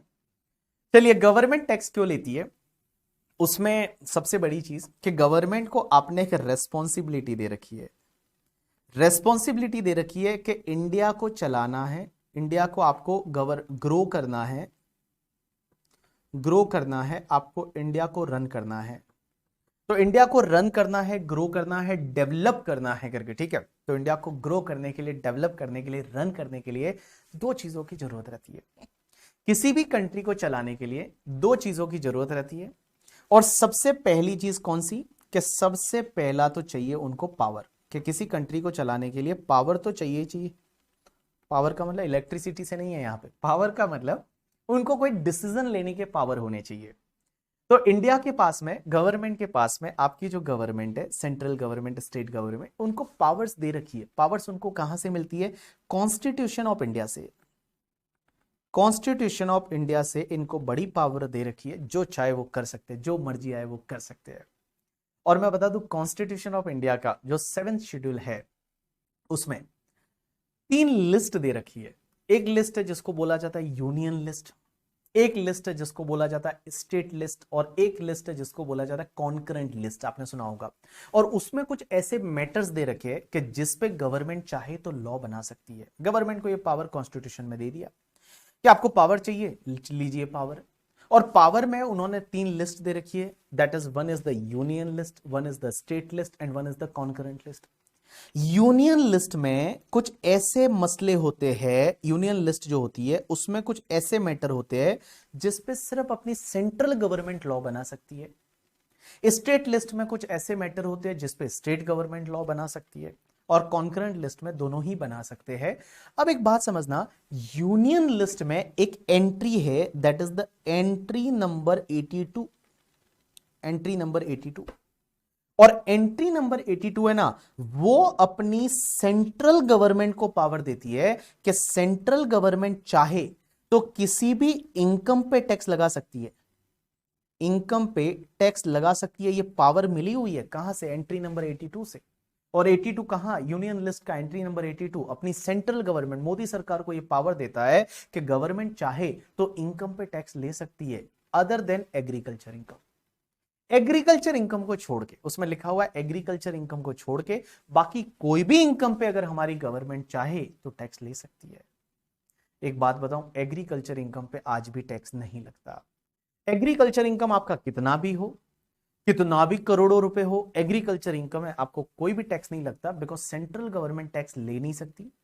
स्टेट गवर्नमेंट अगर चाहे तो ले सकती है, बट स्टेट गवर्नमेंट भी टैक्स नहीं लेती है एग्रीकल्चर इनकम। तो एग्रीकल्चर इनकम है वो एग्जेम्प्ट है, आज की डेट में कोई भी टैक्स नहीं लगता। अब किसी का क्वेश्चन ये रहेगा कि सर क्या ये सही है एग्रीकल्चर इनकम को लाइक एग्जेम्प्ट करना? अगर मेरा व्यू मानोगे ना, then I will suggest that कि एग्रीकल्चर इनकम टैक्सेबल होनी चाहिए आफ्टर सर्टेन लिमिट। एक काम करिए, आप 50 लाख की लिमिट डाल दीजिए। चलो किसान है, obviously we want to promote the kisan, मैं भी किसान घर से हूँ, किसान फैमिली से हूँ करके, ठीक है। चलो मैं 50 लाख तक अगर मैं कमाता हूं तो उसमें तक आप टैक्स मत लो पर ईयर का, 50 लाख छोड़ दो आप, ठीक है। बट एटलीस्ट यार उससे ऊपर वाली जो इनकम है उस पर तो आप टैक्स लो। बिकॉज लोग क्या करते हैं ना, आजकल की डेट में ब्लैक एंड व्हाइट करने का एक बेस्ट तरीका है agriculture income. Black and white करिए, एक बेस्ट तरीका, बेस्ट तरीका। आपके पास अगर ब्लैक का पैसा है, आपको व्हाइट करना है, आप एग्रीकल्चर इनकम के थ्रू कर दीजिए। कैसे करेंगे? जैसे मैं एक एग्जांपल लेता हूं, मान लो मेरे पास में 10 करोड़ ब्लैक पड़ा है, कैश पड़ा है, मुझे डर लगता है कैश को कहां संभाल के रखोगे आप 10 करोड़। अब मैंने क्या सोचा कि इसको व्हाइट करना है। तो व्हाइट करने के लिए क्या करना है, मुझे मेरे नाम पे एक खेत लेना है करके, ठीक है। मेरे नाम पे एक खेत लेना है, या तो मैं खुद ओन करता हूं खेत, ठीक है, या फिर हो सकता है मैं किसी ने भाड़े पे ले लिया मैंने खेत, और मैं बोलता हूं मैं वहां एग्रीकल्चर एक्टिविटी कर रहा हूं, भले मैं कुछ नहीं कर रहा वहां पे, मैं कुछ भी नहीं कर रहा वहां पे, और मैं बोलता हूं मैं एग्रीकल्चर एक्टिविटी कर रहा हूं। फिर मैं क्या करता हूं, किसी से जो ये मार्केट में जो एजेंट्स वगैरह होते हैं उनसे मैं क्या करता हूं, क्रॉप के सेलिंग के बिल ले लेता हूं। मीन्स मैंने उनको क्रॉप सेल किया, तो मैंने जैसे ही उनको क्रॉप सेल किया तो वो मुझे पैसे देंगे। और ऐसा होता नहीं, सिर्फ बिल ले लेते हैं लोग, 2% 1% में मार्केट में जो मिलते हैं, बिल ले लिए। अब एक बात बताओ, आपके पास क्रॉप सेलिंग का बिल आ गया, आपने बोला ये एग्रीकल्चर इनकम है, आपका पैसा एज इट इज आप बैंक में जमा करा लीजिए, या क्रॉप सेलिंग का पैसा सीधा बैंक में ले लीजिए। आपके पास ब्लैक का पैसा था, आपने व्हाइट बना दिया बिना टैक्स भरे। और मैं बता दूं, मैक्सिमम पॉलिटिशियन अगर आप देखोगे उनकी इनकम जो है वो एग्रीकल्चर से है, और पूरी एग्जेम्प्ट है, उस पर कुछ टैक्स लग ही नहीं रहा है। बहुत सारे बड़े बड़े लाइक आप देखोगे जो अमिताभ बच्चन की जो बात करते हैं अपन, उन्होंने भी, मैंने सुना यूपी के वो किसान है, यूपी में उन्होंने बहुत बड़ी लैंड ले रखी है, और वहां से उनकी भारी एग्रीकल्चर इनकम वो हर साल शो करते हैं। एक इंटरेस्टिंग केस आया, मैंने कहीं पढ़ा था, एग्जैक्टली मुझे उसका रेफरेंस अभी पता नहीं है, बट क्या हुआ कि एक बंदे ने बताया एग्रीकल्चर इनकम है मेरी, और उसने रिटर्न में एग्रीकल्चर इनकम बता दी, और एग्जेम्प्टेड टैक्स भरा नहीं, बैंक में पैसा आया। हुआ क्या, जब उसका असेसमेंट खुला तो असेसमेंट में उसको पकड़ा और बोला अच्छा एग्रीकल्चर इनकम है, वो बोलता है हाँ एग्रीकल्चर इनकम है। तो बोलता है कौन से मंथ से कौन से मंथ तक आपने खेती की थी उस खेत में बताओ। तो उसने बताया कि ये मंथ से मैंने इस मंथ तक खेती की थी। इनकम टैक्स डिपार्टमेंट ने उस पर्टिकुलर पीरियड की, उस पर्टिकुलर खेत की सैटेलाइट की इमेज मंगवा ली। सैटेलाइट से जो इमेज कैप्चर होती है ना, वो इमेज मंगवा ली और पूछा, और उस इमेज में देखा तो वो तो बंजर भूमि पड़ी है, वहां पे कोई एग्रीकल्चर एक्टिविटी नहीं हुई, और ऐसा करके उस आदमी को पकड़ लिया। तो ऐसे ऐसे भी लोग कर सकते हैं आजकल, आप ध्यान रखना करके, अगर आप एग्रीकल्चर इनकम बताते हो तो थोड़ा बहुत अगर मतलब वो बोलते हैं ना करके, ठीक है, कि वो नमक है तो वो चलता है, आटे में नमक चलता है अगर, ठीक है, नमक में आटा नहीं चलेगा, तो कुल मिला के थोड़ा बहुत है तो वो चलता है। बट आप अगर मान लो कुछ भी नहीं कर रहे हो और सीधा ब्लैक एंड व्हाइट करने के लिए आप बोलते हो कि हमारी तो एग्रीकल्चर इनकम है, तो डिपार्टमेंट सैटेलाइट की फोटोज भी मंगा सकता है और देख सकता है कि सच में वहां पे कुछ हुआ था या नहीं हुआ, एग्रीकल्चर एक्टिविटी हुई थी या नहीं हुई। चलिए अब अपन आगे बढ़ते हैं। तो देखिए, गवर्नमेंट टैक्स क्यों लेती है, उसके पीछे का रीजन, आपने एक रेस्पॉन्सिबिलिटी दे रखी है। किसको? गवर्नमेंट को, कि इंडिया को चलाना है और इंडिया को क्या करना है, ग्रो करना है, उसको रन करना है।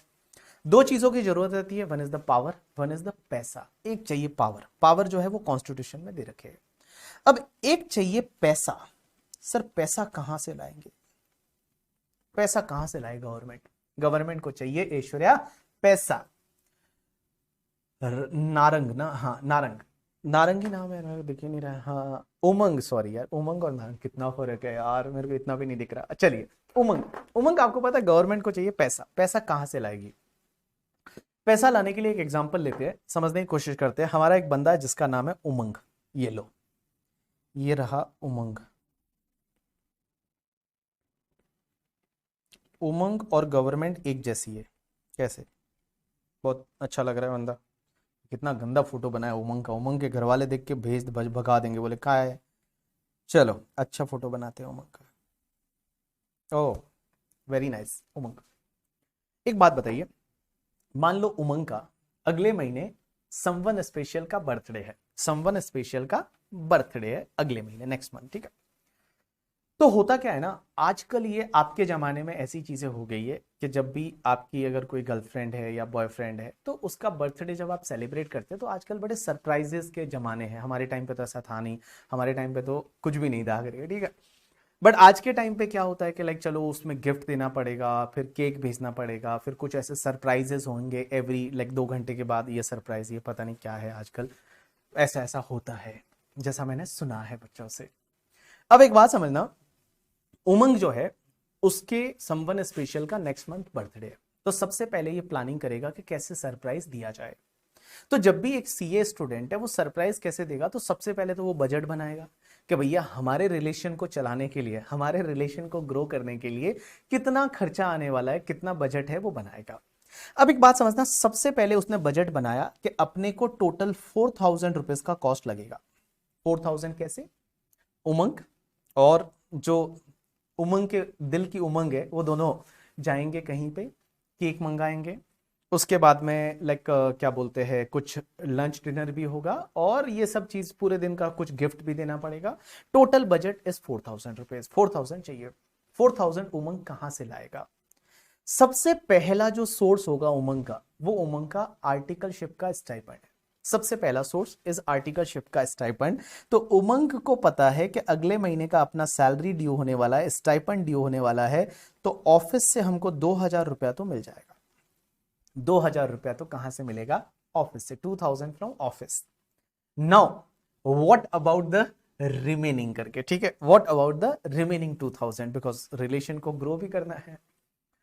बाकी पैसा कहां से लाएगा? 2000। तो 2000 बाकी का अरेंज करने के लिए वो किसको बोलेगा? अपने पेरेंट्स के पास जाएगा और अपने पेरेंट्स को जाके बोलेगा कि देखो मम्मी या पापा, जिससे भी आप ज्यादा क्लोज हो, लड़का है तो मम्मी से ही क्लोज होगा, तो मम्मी को जाके बोलेगा कि मम्मी मम्मी मेरे किसी फ्रेंड का बर्थडे है और उसको हम पार्टी देने वाले हैं, तो इसके लिए आप कुछ पैसा दे दीजिए।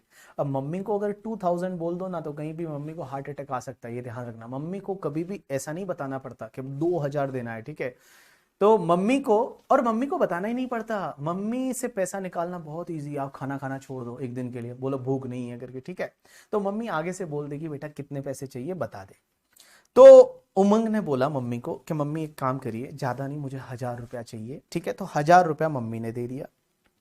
अब एक बात समझिए, 2000, 1000, नाउ ही नीड 1 more 1000, कहां से लाएगा? ऑब्वियसली अपने फ्रेंड्स को बोलेगा और अपने फ्रेंड से लोन लेगा कि देख यार तेरी भाभी का बर्थडे है, तो एक काम कर, तू 1000 रुपीज मुझे दे दे, मैं तेरा अगला मेरा स्टाइपेंड आएगा उसमें मैं तुझे दे दूंगा। तो वो क्या करेगा? लोन लेगा। तो सबसे पहला सोर्स खुद का ऑफिस था, दूसरी उसने अपने पेरेंट्स से लिया, तीसरा किससे लिया? अपने फ्रेंड से लोन लिया। तो मैं बता दूं, अपनी गवर्नमेंट और उमंग में कोई फर्क नहीं है। हमारी जो गवर्नमेंट है और उमंग है उसमें कोई भी फर्क नहीं है कि पैसा कहां से लाएगा, बिकॉज पैसा चाहिए कंट्री को चलाने के लिए। श्रीलंका की हालत आप देख रहे हो करके, ठीक है, पैसा ही नहीं है उनके पास में कंट्री को चलाने के लिए। तो आप देख सकते हैं कंट्री को चलाने के लिए पैसा बहुत ज्यादा जरूरी है, पावर तो है ही है, उसके साथ में पैसा भी चाहिए। तो मनी कहां से लाएंगे? तो मनी लाने के लिए गवर्नमेंट क्या करती है? सबसे पहले अपने खुद के बिजनेसेस करती है। गवर्नमेंट है वो खुद के बिजनेसेस करती है, गवर्नमेंट भी बिजनेस करती है। कौन कौन से बिजनेस करती है?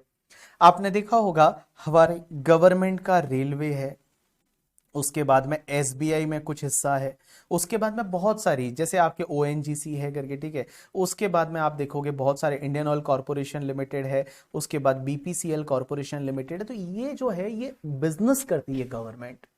गवर्नमेंट के खुद के बिजनेसेस है और उन बिजनेसेस से गवर्नमेंट बहुत ज्यादा रेवेन्यू है वो इकट्ठा कर लेती है। लेकिन क्वेश्चन ये आता है कि क्या जो बिजनेस से रेवेन्यू जितना इकट्ठा होता है, जितना प्रॉफिट आता है, बहुत सारे गवर्नमेंट बिजनेस तो लॉस मेकिंग ही है। और आजकल तो ये भी बोल रहे हैं कि भाई गवर्नमेंट को सिर्फ एडमिन करना चाहिए, ना कि बिजनेस करना चाहिए। बहुत सारे जो बिजनेस वाले लोग हैं वो लोग बोलते हैं, हमेशा ये सेंटेंस एक बोला जाता है कि government is to govern the business, not to conduct the business, not to like engaged in the business करके। उनको बिजनेस करना नहीं चाहिए, उनको सिर्फ क्या करना चाहिए? गवर्न करना चाहिए बस। तो उनको बिजनेस नहीं करना चाहिए ऐसा मानते हैं लोग, बट गवर्नमेंट है वो बिजनेस करती है। अब एक बात बताइए, बिजनेस से जो रेवेन्यू है उससे भी अगर गवर्नमेंट की नीड जो है वो मीट नहीं होती है, तो उस केस में क्या होता है? गवर्नमेंट अपने पेरेंट से पैसे मांगती है। और गवर्नमेंट के पेरेंट्स कौन है पता है? आप हो। और आपसे गवर्नमेंट जो पैसे मांगती है वो टैक्सेस के फॉर्म में मांगती है। कौन से फॉर्म में मांगती है? टैक्सेस के फॉर्म में। और अगर टैक्सेस से भी गवर्नमेंट का रेवेन्यू जो है वो उतना नहीं होता जितना उनको खर्च करने के लिए चाहिए, तो उस केस में वो लोग क्या करते हैं? बाहर से लोन लेते हैं। आपने देखा होगा करके आईएमएफ करके वगैरह जो है करके, ठीक है, आईएमएफ है, वर्ल्ड बैंक है, ये लोन देती है। बहुत सारी फॉरेन कंट्री है वो लोन देती है। तो ये क्या करते हैं? बाद में लोन लेते हैं। तो गवर्नमेंट में और उमंग में कोई ज्यादा फर्क नहीं है, यही है। उमंग भी वही कर रहा था, पहले खुद का बिजनेस, दूसरा पेरेंट्स के पास में गया और तीसरा फ्रेंड से लोन लिया। तो अपनी गवर्नमेंट भी वही करती है। श्रीलंका में क्या हुआ? वही हुआ। श्रीलंका का जो बिजनेस था, श्रीलंका का मेन बिजनेस वाज टूरिस्ट का बिजनेस। और टूरिस्ट वहां जा नहीं रहे थे, क्योंकि टूरिस्ट जो गवर्नमेंट को भी रेवेन्यू होता था, क्योंकि वीजा बनता था, वीजा का पैसा मिलता था, गवर्नमेंट को बहुत सारे पैसे मिलते थे, वो उनके खुद के बिजनेसेस से मिलते थे। बट ये वाला बिजनेसेस है वो बंद हो गया उनका। उसके बाद में वो पेरेंट्स से मींस लोगों से मांगे, बट लोगों की भी आमदनी नहीं करके, ठीक है। उसके बाद उन्होंने बाहर से लोन ले लिया, बहुत बहुत लोन लिया उन्होंने, इधर उधर से लोन लिया, चाइना से लोन लिया, हर कंट्री से लोन लिया, क्योंकि कंट्री को चलाना है। और लोन के बाद अब वो कुछ भी नहीं कर सकते, पे ही नहीं कर सकते, तो वो इंसॉल्वेंट हो गए। तो government first business, second is parents and third है वो लोन लेती है। अब क्वेश्चन ये आता है कि सर आप बोल रहे हैं कि पेरेंट्स से टैक्सेस लेती है, ये टैक्सेस कितने टाइप के होते हैं? तो अपन यहां पे पहुंचे। तो मैं आपको बताऊं, टैक्सेस है ना वो बेसिकली दो टाइप के होते हैं। आप छोटे थे तब से पढ़ रहे, अभी वापस पढ़ा रहे हैं आपको। टैक्सेस दो टाइप के होते हैं। एक तुम्हारा होता है जिसको बोला जाता है डायरेक्ट टैक्स, और एक तुम्हारा जो होता है जिसको बोला जाता है इनडायरेक्ट टैक्स। डायरेक्ट टैक्स में कौन सा वाला टैक्स? तो डायरेक्ट टैक्स में पहले वेल्थ टैक्स भी हुआ करता था, बट अभी वेल्थ टैक्स नहीं होता। तो डायरेक्ट टैक्स में आपका इनकम टैक्स है, और इनडायरेक्ट टैक्स में आपका जो है वो आपका जीएसटी है, उसके बाद कस्टम है।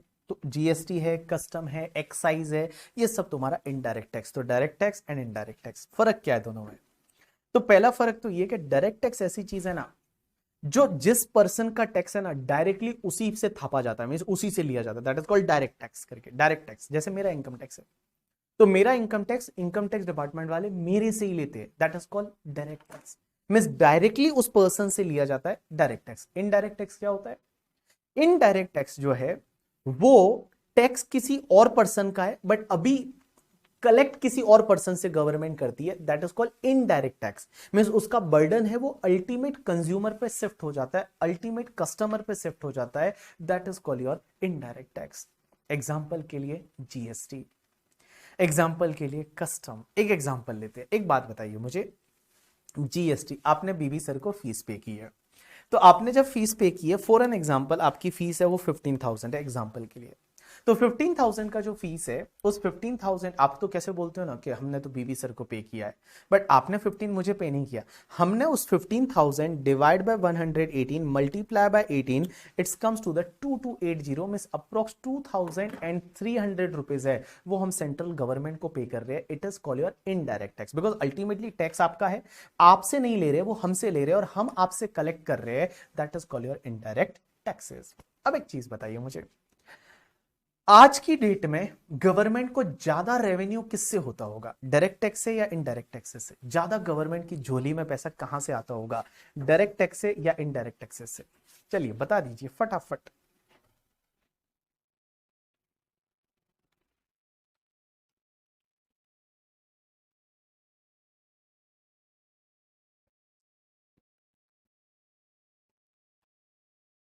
कहां से आता होगा जब गवर्नमेंट को ज्यादा रेवेन्यू कहां से आता होगा? सब लोग बोल रहे हैं, तान्या, सब लोग बोल रहे हैं इनडायरेक्ट टैक्सेस से। Your answer is absolutely right, because indirect taxes का बेस बहुत बड़ा है, बहुत बड़ा है बेस। इसका मतलब ये हुआ कि इनडायरेक्ट टैक्सेस में जीएसटी है, फिर कस्टम है। आप आजकल तो देखोगे जीएसटी का हर मंथ का जो जीएसटी कलेक्शन होता है वो कभी मतलब 1 लाख करोड़ को हर मंथ क्रॉस कर रहा है करके।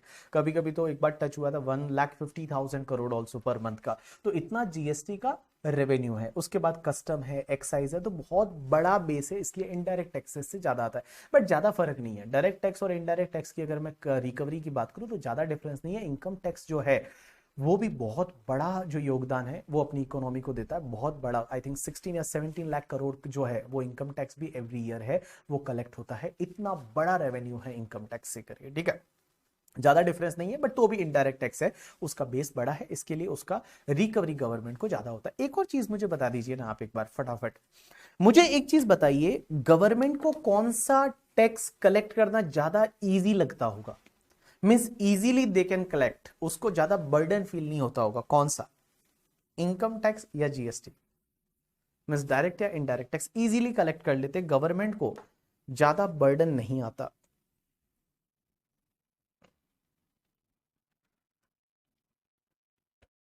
गवर्नमेंट को कौन सा टैक्स कलेक्ट करना इजी रहता होगा, इजी रिकवरी? चलिए, उज्जवल, राहुल। उज्जवल बोलता है इनकम टैक्स, बाकी मानसी भी बोल रही है इनकम टैक्स, बाकी सब बोल रहे हैं इनडायरेक्ट टैक्स। आफरीन बोल रही है income tax. Direct tax easy है कलेक्ट करना या indirect tax? Right answer is, मैं बता दूं, गवर्नमेंट के लिए ज्यादा इजी जो है ना रिकवरी, वो हमेशा इनडायरेक्ट टैक्स की रहती है, बिकॉज पता ही नहीं चलता आप टैक्स पे कर रहे हो। बट डायरेक्ट टैक्स है ना सीधा यहां दिल पे दुखता है। जब आपके यहाँ पे है ना सीधा दर्द होता है इनकम टैक्स में। आप समझिए, मैं अगर 100 रुपीज कमाऊं, आप सोचिए आप 100 रुपीज कमाओ और 100 में से 30 रुपीज सीधा गवर्नमेंट को देना है, कितना दुख होगा यार। सीधा है ना दिल पे दर्द होता है, दर्द यहाँ पे, ठीक है, दर्द दिलों के कम हो जाते हैं, बिल्कुल कम नहीं होते इसमें करके, ठीक है, सीधा यहाँ पे पिंच होता है जब आपको इनकम टैक्स पे करना पड़ता है। बट मैं बता दूं, आईडीटी में पता ही नहीं चलता आपने टैक्स भरा है। आप सोचिए आपने फीस भरा है, इतने दिन से आप फ्रेंड्स के साथ डिस्कस कर रहे हैं, बीवी सर का फीस है ना वो 15,000 है, एक बार भी ये सोचा उसमें से 2300 रुपए मोदी जी को दे रहे हैं? बिल्कुल नहीं सोचा आपने, एक दिन भी नहीं सोचा कि 2300 रुपए है वो गवर्नमेंट को जा रहे हैं। बट नहीं, ऐसा बोल, आपको कैसा बोलना चाहिए पता है, कि 15,000 जो फीस है उसमें से 2,300, तो ऐसा बोलना चाहिए 12,700 ही डीटी का फीस है, बाकी तो वो मोदी जी लेके चले गए, वो हमारे पास भी नहीं है करके, ठीक है, वो तुमने मोदी जी को पे कर दिया। तो इसमें पता ही नहीं चलता इनडायरेक्ट टैक्स में कि कौन पे कर रहा है, मींस उसको जो पे कर रहा है ना उसको डायरेक्टली बर्डन है वो फील नहीं होता। इसके लिए इसका टैक्स रिकवरी है वो as compare to the direct tax easy है। और डायरेक्ट टैक्स में केस लॉस बहुत ज्यादा है क्योंकि लिटिगेशन बहुत ज्यादा आती है, क्योंकि रिकवरी डिफिकल्ट है करके, ठीक है, लिटिगेशन बढ़ती है। इनडायरेक्ट टैक्सेस में अभी तक इतनी लिटिगेशन जैसे जीएसटी में नहीं आई है, अभी आगे आगे देखो क्या होता है। बट इनडायरेक्ट टैक्स रिकवर करना ईजी है, डायरेक्ट टैक्स बड़ा ही दुख देता है, बड़ा दुख देता है। अगर आप जब इनकम टैक्स भरोगे तो आपको पता चलेगा कि कितना दुख देता है, कितना रोना आ जाता है, आंखों में से आंसू आ जाते हैं, ठीक है। और इसीलिए तो टीडीएस को इंट्रोड्यूस किया। एक बात बताओ, टीडीएस को इंट्रोड्यूस किया ना, उसके पीछे का रीजन यही है। टीडीएस क्या होता है ना, एक टेंटेटिव कुछ पेमेंट गवर्नमेंट को पहले ही चला जाता है, दैट्स वाई उन्होंने टीडीएस, क्योंकि आपको दिल पे दुख ना हो, दिल पे लगे ना, इसलिए उन्होंने टीडीएस इंट्रोड्यूस किया। एक एग्जांपल लेता हूं, समझने की कोशिश करना। जैसे मान लो आपको एक नोटबुक खरीदनी है, आज एग्जाम्पल के लिए नोटबुक खरीदनी है, और आपको नोटबुक 70 रुपीज की खरीदनी है, 70 रुपीज की, समझना, 70 रुपीज की नोटबुक खरीदनी है, आपके पास पैसे नहीं है, आप गए अपने पेरेंट्स के पास और जाके बोलते हैं कि मम्मी मुझे 70 रुपीज चाहिए नोटबुक खरीदने के लिए। अब 70 रुपीज नोटबुक खरीदने के लिए चाहिए, मम्मी के पास 70 चेंज नहीं था, मम्मी ने आपको दे दिया 100 रुपीज कि लीजिए आप 100 रुपीज ले लीजिए और आप नोटबुक खरीद लीजिए, और आप 30 रुपीज जो बचता है वो मुझे वापस कर दीजिए, ये आपको बोला भी था। 3-4 डेज ऐसे ही चले गए। उसके बाद में मम्मी ने आपसे पूछा कि बेटा वो आपने नोटबुक के लिए 100 रुपए लिए थे, उसमें से 30 रुपए बचे, वो 30 रुपीज दे दो वापस। आप ही बताइए 3-4 डेज के बाद में क्या होगा? दो चीजें हो सकती है, दो प्रोबेबिलिटी हो सकती है। एक तो प्रोबेबिलिटी ये कि वो कौन से 30 रुपीज, आपका रिएक्शन क्या रहेगा, कौन से 30 रुपीज, कब दिए थे, है ही नहीं मेरे पास, खर्च कर लिया मैंने, है ही नहीं, कुछ नहीं, वो आपके पास है ही नहीं। दूसरी प्रोबेबिलिटी क्या रहेगी पता है, कि आपके पास है 30 रुपीज, आप 30 रुपीज मम्मी को देंगे, बट कैसे देंगे पता है, ये ले तेरे 30 रुपीज, ऐसे फेंकेंगे उसके सामने, ये ले तेरे 30 रुपीज। मैं क्या चोर हूं, मुझे क्या ऐसे चोर समझती है, ठीक है, मेरे को क्या मतलब क्या बोले वो, बाहर वो चला गया, नीरव मोदी समझती है मुझे करके, ठीक है, मैं क्या भाग के चला जाऊंगा, इसी घर में तो रह रहा था, 30 रुपीज थे, तेरे पास थे मेरे पास थे, क्या ही फर्क पड़ रहा था। ये इतना दुख होगा ना यहाँ पे, है ना, सीधा मतलब है ना दिल पे दर्द होता है। अब एक बात बताऊं, शायद मम्मी ने उस दिन आपको 70 दिए होते ना, इतना दुख नहीं होता जितना 100 देके और 30 रुपीज जब वो वापस मांगती है तब होता है। तो सेम ऐसा ही होता है, इसीलिए टीडीएस लाया कि चलो टेंटेटिव कुछ पेमेंट पहले ही काट देते हैं, पहले ही गवर्नमेंट को चली जाएगी, तो जो पर्सन टैक्स भरने वाला है उसको इतना दुख नहीं होगा जितना कि, ठीक है, अगर उसको पूरा 100 रुपीज दे दिया और उसके बाद पूरा टैक्स मांगा जाए तो उसको बड़ा दुख होता है। इसके लिए टीडीएस है, वो कंसेप्ट इंट्रोड्यूस हुआ। और आज जैसे मान लो मैं, मेरे को प्रोफेशनल फीस कहीं से मिलती है तो मैं हमेशा 90% का कैलकुलेशन करके ही चलता हूँ, क्योंकि 10% तो ऐसे भी गवर्नमेंट को टैक्स चला जाता है पहले ही, और 90% का कैलकुलेशन करके ही चलता हूँ कि 90 ही अपने पास में आने वाला है। चलिए अब अपन आगे बढ़ते हैं, थोड़ी देर बाद आपको ब्रेक मिलेगा, 10 मिनट के अंदर अंदर आपको ब्रेक मिलने वाला है। अब एक चीज समझना सर, ये डायरेक्ट टैक्स जो पढ़ेंगे, डायरेक्ट टैक्स में हमको इनकम टैक्स लॉ पढ़ना है, और इनकम टैक्स लॉ पढ़ने के लिए हमको किन किन चीजों का नॉलेज होना चाहिए? Income tax law, income tax law पढ़ने के लिए आपको किन किन चीजों का नॉलेज होना चाहिए? सबसे पहली चीज, आपको एक तो इनकम टैक्स एक्ट 1961 का नॉलेज होना चाहिए। दूसरा, इनकम टैक्स रूल्स 1962 का नॉलेज होना चाहिए। और उसके बाद आपके एग्जाम के लिए फाइनेंस एक्ट 2022 इसका नॉलेज होना चाहिए। ये तीन चीजें ऐसी है जिसका आपको नॉलेज होना चाहिए। सबसे पहले इनकम टैक्स एक्ट। एक चीज ध्यान रखना, कहीं पे भी एग्जाम में वगैरह जब आप एक्ट लिखते हो ना, तो एक्ट लिखते टाइम आपको ए बड़ा लिखना है, ऑलवेज ए बड़ा लिखना। अगर आपने ये वाला एक्ट लिखा ना, तो ये फिर वो शाहरुख खान वाला एक्ट हो जाता है, ठीक है।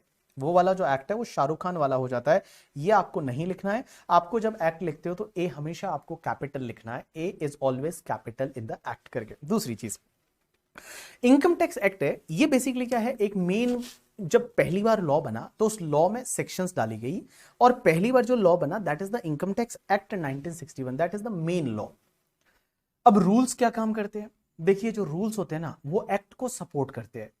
एक्ट को सपोर्ट करने के लिए रूल्स बनाए जाते हैं। अब आप बोलोगे रूल्स में क्या दे रखा होता है, तो रूल्स में जैसे बहुत बार वैल्यूएशन रूल्स है, जैसे परक्यूजिट है, आपने सैलरी पढ़ा था कि परक्यूजिट में मोटर व्हीकल जो है, motor vehicle motor car provide की तो उसमें इतना इतना टैक्सेबल होगा, हॉस्पिटल का परक्यूजिट ऐसे टैक्सेबल होगा। तो वो रूल्स कहां दे रखा है, वो रूल्स में दे रखा है कैसे टैक्सेबल होगा।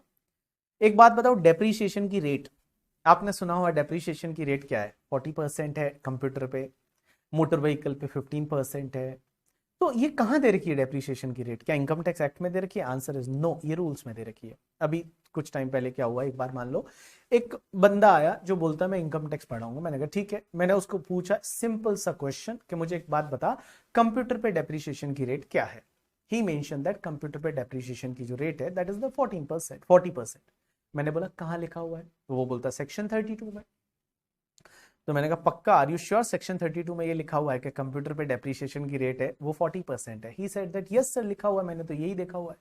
मैंने कहा ले, उसको मैंने एक्ट दे दिया पूरा, और पूरा जो इनकम टैक्स एक्ट था वो मैंने दे दिया। मैंने कहा इस एक्ट में मुझे सेक्शन 32 में ढूंढ के बता दे कि यहाँ पे डेप्रीशिएशन की रेट 40% है।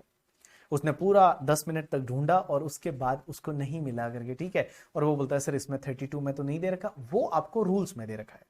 तो रूल्स क्या होते हैं, एक्ट को सपोर्ट करने के लिए रूल्स होते हैं। तो एक्ट जो होता है उसको सपोर्ट करने के लिए रूल्स बनाए जाते हैं। अब एक और चीज समझना, ये फाइनेंस एक्ट क्या बला है, ये क्या होता है। एवरी ईयर हमारे इनकम टैक्स लॉ में कुछ ना कुछ चेंजेस आते हैं, और every year income tax law में जो चेंजेस आते हैं ना, वो चेंजेस आपके फाइनेंस एक्ट के थ्रू आते हैं। फाइनेंस एक्ट के थ्रू है वो आपके इनकम टैक्स लॉ में चेंजेस आते हैं, बिकॉज लॉ बना दिया बट आज की नीड में कुछ चेंजेस चाहिए, अमेंडमेंट चाहिए, नई सेक्शन इंट्रोड्यूस करनी है, नई सेक्शन को अगर उसमें कुछ चेंज करना है, पुरानी सेक्शन को डिलीट करना है, तो ये किसके थ्रू करते हैं, ये सब करते हैं फाइनेंस एक्ट के थ्रू। और एवरी ईयर फाइनेंस मिनिस्टर जो होता है, वो फाइनेंस मिनिस्टर हमेशा फर्स्ट फेब को फाइनेंस बिल प्रेजेंट करता है पार्लियामेंट। फाइनेंस बिल प्रेजेंट होता है पार्लियामेंट में, upper house and lower house. Upper house में राज्यसभा, लोअर हाउस में आपका लोकसभा। तो पार्लियामेंट में फर्स्ट फेब को फाइनेंस बिल प्रेजेंट किया जाता है, उसको बिल बोला जाता है पहले। अब ये जैसे ही बिल प्रेजेंट होता है, आपने सुना होगा, आप बहुत बार सुनते हो बजट आया है क्या, तो बजट जो है वो फाइनेंस बिल ही को बोलते हैं बजट, कि अब उसमें क्या क्या चेंजेस है, तो that is the finance bill. अब फाइनेंस बिल जब प्रेजेंट होता है, इस फाइनेंस बिल में जैसे ही ये प्रेजेंट हो गया, उसके बाद में कुछ टाइम बाद इस पे डिस्कशन होता है, और डिस्कशन होता है दोनों हाउसेज में, उसके बाद वहां से पास होता है, और पास होने के बाद ये जाता है अपने प्रेसिडेंट के पास में, और प्रेसिडेंट के पास में जाता है, और प्रेसिडेंट जिस दिन इस पे साइन कर लेते हैं ना, उस दिन ये बन जाता है फाइनेंस एक्ट। पहले ये बिल था, लेकिन जैसे ही जिस दिन अपने प्रेसिडेंट ने, जैसे रामनाथ कोविंद जी है, उन्होंने जब इस पे साइन किया इस वाले बिल पे, तो ये तुम्हारा क्या बन गया, फाइनेंस एक्ट बन गया। तो फाइनेंस बिल से ऐसे बनता है फाइनेंस एक्ट। अब क्वेश्चन ये आता है कि सर एक बात बताइए, हमने ये सुना है कि अभी आजकल ये जो बजट आता है ये 1 फेब को आता है, पहले ये 28 फेब को आता था। कांग्रेस के टाइम में अगर आप देखोगे तो ये 28 फेब को आता था, बट जब से बीजेपी आई, बीजेपी का भी पहले तो 28 फेब को आया था, बट फिर उन्होंने डेट को चेंज करके उन्होंने 1 फेब को कर दिया कि हम बजट है वो 1 फेब को लाएंगे। इसके पीछे का क्या रीजन हो सकता है, रीजन इज बीइंग कि बेसिकली जब 28 फेब को आता था ना, तो उनके पास में 1 मंथ का टाइम होता था। तो मेनी टाइम ऐसा होता था, लाइक देखो budget is for the future period ना, so budget is for the next year, April से लेके ये बजट काम करेगा। तो उसमें बहुत बार ऐसा होता था कि बजट जो है उसको बिल को एक्ट बनते बनते अप्रैल भी चला जाता था। मींस कभी कभी मई के फर्स्ट वीक में जाके एक्ट बन रहा है, कभी अप्रैल के एंड में एक्ट बन रहा है। तो बहुत सारे प्रोविजन ऐसे होते थे जो 1 अप्रैल से एप्लीकेबल होने वाले हैं, तो उसको लेके फिर दिक्कत आती थी कि अभी 1 अप्रैल से एप्लीकेबल होगा या नहीं। तो इन्होंने एक सिस्टम अच्छा सा बना दिया अब कि 1 फेब को बिल को प्रेजेंट करिए और 31 मार्च से पहले पहले ये एक्ट बन जाएगा। 31 मार्च से पहले पहले एक्ट बन जाएगा तो 1 अप्रैल से इसके इंप्लीकेशन वगैरह आ जाएगी। बहुत सारे प्रोविजन है जो 1 अप्रैल से एप्लीकेबल होने वाले हैं, उसकी इंप्लीकेशन है वो 1 अप्रैल से आ जाएगी। That's why now budget is presented on the 1 Feb. अब एक और चीज समझना सर, एक बात बताइए, क्या हर साल एक ही बजट आता है? आंसर इज यस, हर साल एक ही बजट आता है, एक ही बिल आता है फाइनेंस बिल करके। लेकिन एक चीज समझना, जिस ईयर में इलेक्शन होते हैं ना, उस ईयर में आपके 2 बजट आते हैं। इलेक्शन वाले ईयर में 2 बिल आते हैं, 2 एक्ट बनते हैं, 2 फाइनेंस एक्ट बनते हैं उस साल में, 2 फाइनेंस बिल आते हैं करके, ठीक है, जिस ईयर में इलेक्शन होते हैं। इन 2014 that was election year, 2019 was election year, अब आगे जाके 2024 will be the election year. तो बेटा 2019 की अगर मैं बात करूं तो 2019 में 2 फाइनेंस बिल आए थे।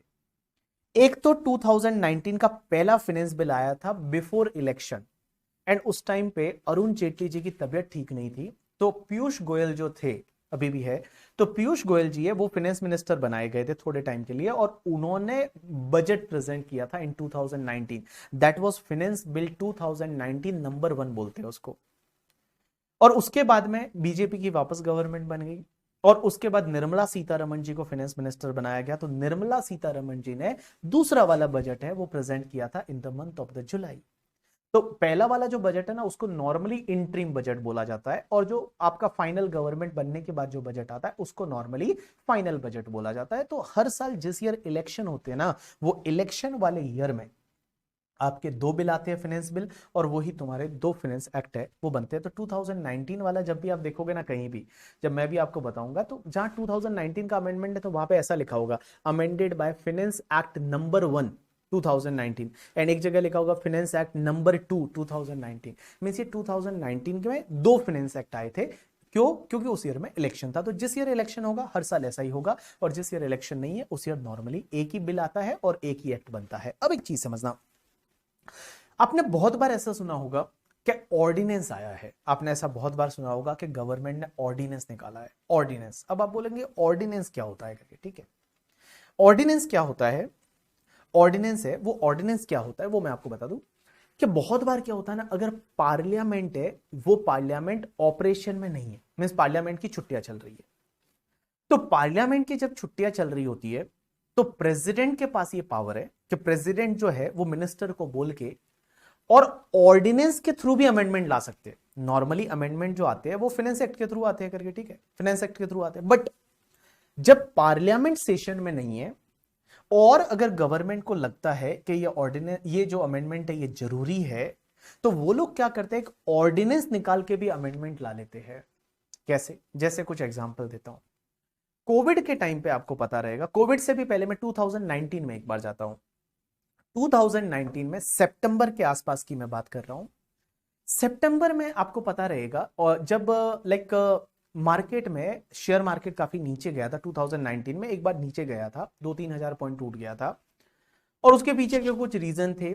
तो 2019 में सितंबर के आसपास एक दिन निर्मला सीतारमण जी आती है और एक ऑर्डिनेंस लाती है, और वो बोलती है कि हम कॉर्पोरेट टैक्स की जो रेट है, वो कॉर्पोरेट टैक्स की रेट है वो 30% से हम सीधा 22% कर देंगे। ऐसा आया था। और कि न्यू मैन्युफैक्चरिंग यूनिट इंडिया में लगाइए, आपको 15% की रेट से टैक्स भरना पड़ेगा। तो ये जो सेक्शंस लाई थी, ये section mid of the year में लाई थी, और उस टाइम पार्लियामेंट थी नहीं ऑपरेशन में, पार्लियामेंट की छुट्टियां चल रही थी। तो इन्होंने ऑर्डिनेंस लाया था जिसको बोला जाता है टैक्सेशन ऑर्डिनेंस 2019। अब ये ऑर्डिनेंस होता है ना, ये फाइनल नहीं होता, ये एक बार लाया, फिर जब पार्लियामेंट सेशन में बैठती है, जब पार्लियामेंट चालू होती है, फिर वापस उस ऑर्डिनेंस को पास कराया जाता है, और जब पास करवाते हैं तो उसका नाम हो जाता है टैक्सेशन अमेंडमेंट एक्ट 2019। सो ऐसा 2019 में भी हुआ, 2020 में भी ऐसा हुआ था। 2020 में आपको मैं बताऊं, जब कोविड का टाइम चल रहा था, और कोविड के टाइम पे पार्लियामेंट थी नहीं, और निर्मला सीतारमण जी को लगा कि कुछ अमेंडमेंट करने चाहिए, और काफी अमेंडमेंट करने थे, बिकॉज बहुत सारी ड्यू डेट्स को लेके प्रॉब्लम्स थी, बहुत सारी चीजें थी। तो उन्होंने एक अमेंडमेंट के लिए उन्होंने एक ऑर्डिनेंस निकाला था, that is called your taxation and relaxation करके ऐसा कुछ लिखा था, ऑर्डिनेंस एंड रिलैक्सेशन करके ऐसा कुछ एक्ट उसका ऑर्डिनेंस का नाम था। और फिर उसी को वापस से उन्होंने एक्ट में तब्दील कर दिया, उसको एक्ट में बदल दिया, तो दैट इज कॉल्ड ऑर्डिनेंस। तो ऑर्डिनेंस क्या होता है कि जब पार्लियामेंट सेशन में, नहीं देखो पार्लियामेंट सेशन में तो वहीं पे सीधा बिल पास करवा के और सीधा एक्ट बना दो, बट अगर पार्लियामेंट सेशन में नहीं होती है, उनका सेशन चल नहीं रहा है, छुट्टियां चल रही है, तो उस केस में प्रेसिडेंट को ये पावर दे रखी है। प्रेसिडेंट है वो मिनिस्ट्री को बोलता है, और मिनिस्ट्री जो है, जो फाइनेंस मिनिस्टर वगैरह है, ये लोग इनकी एक ऑर्डिनेंस है, वो ऑर्डिनेंस निकाल सकते हैं, बट वो ऑर्डिनेंस वैलिड तभी होता है जब उसको वापस से पार्लियामेंट में पास कराया जाता है। तो अब मैं आपको बता दूं आपके एग्जाम के लिए आपको क्या पढ़ना है। तो आपके एग्जाम के लिए इनकम टैक्स एक्ट 1961 है वो पढ़ना है, इनकम टैक्स रूल्स 1962 है वो पढ़ना है, और आपको फाइनेंस एक्ट 2022 पढ़ना है। Finance act 2022 this is applicable for your examination. आपका एग्जाम मींस अगर आप मई 2023 में सीए का दे रहे हो, या फिर आप जून 2023 में सीएमए का एग्जाम दे रहे हो, या फिर आप नवंबर 2023, या फिर आप दिसंबर 2023 मींस नवंबर दिसंबर 2023 में आप सीए या सीएमए का एग्जाम दे रहे हैं, तो आपके लिए फाइनेंस एक्ट 2022 है, दैट इज एप्लीकेबल। तो अभी 2022 में जब फेब में जो बजट आया था, जो जो अमेंडमेंट्स है, that is applicable for your examination. ठीक है, तो चलिए, तो ब्रेक से पहले पहले हमने जो चीजें पढ़ी एक बार, आज सिर्फ बेसिक सी बातें कर रहे हैं अपन, कल से अपन टॉपिक्स पे जाएंगे। तो मैंने आपको बताया डायरेक्ट टैक्स क्या होता है, इनडायरेक्ट टैक्स क्या होता है, उसके बाद में गवर्नमेंट टैक्स क्यों लेती है, गवर्नमेंट को क्या नीड है, इनडायरेक्ट टैक्स डायरेक्ट टैक्स का फर्क क्या है, लॉ क्या होता है, एक्ट क्या होता है, सेक्शन को कैसे रीड किया जाता है, आपको बेसिक सी चीजें बताई। फाइनेंस एक्ट क्या होता है, फाइनेंस बिल क्या होता है, ऑर्डिनेंस क्या होता है, वो चीजें मैंने आज आपको बताई। तो चलिए अब आप एक काम करिए, 10 मिनट्स का ब्रेक लेंगे, और 10 मिनट्स के बाद we will start with the first topic जो बेसिक दे रखा है। आज अपन पढ़ेंगे असेसमेंट ईयर क्या होता है, प्रीवियस ईयर क्या होता है, एसएससी क्या होता है, वो चीजों के बारे में है, वो आज अपन सीखने वाले हैं। तो आप एक काम करिए, ब्रेक ले लीजिए 10 मिनट्स का, अभी से लेके एग्जैक्टली 10 मिनट्स का ब्रेक, और 10 मिनट्स के बाद अपन आगे पढ़ना चालू करेंगे।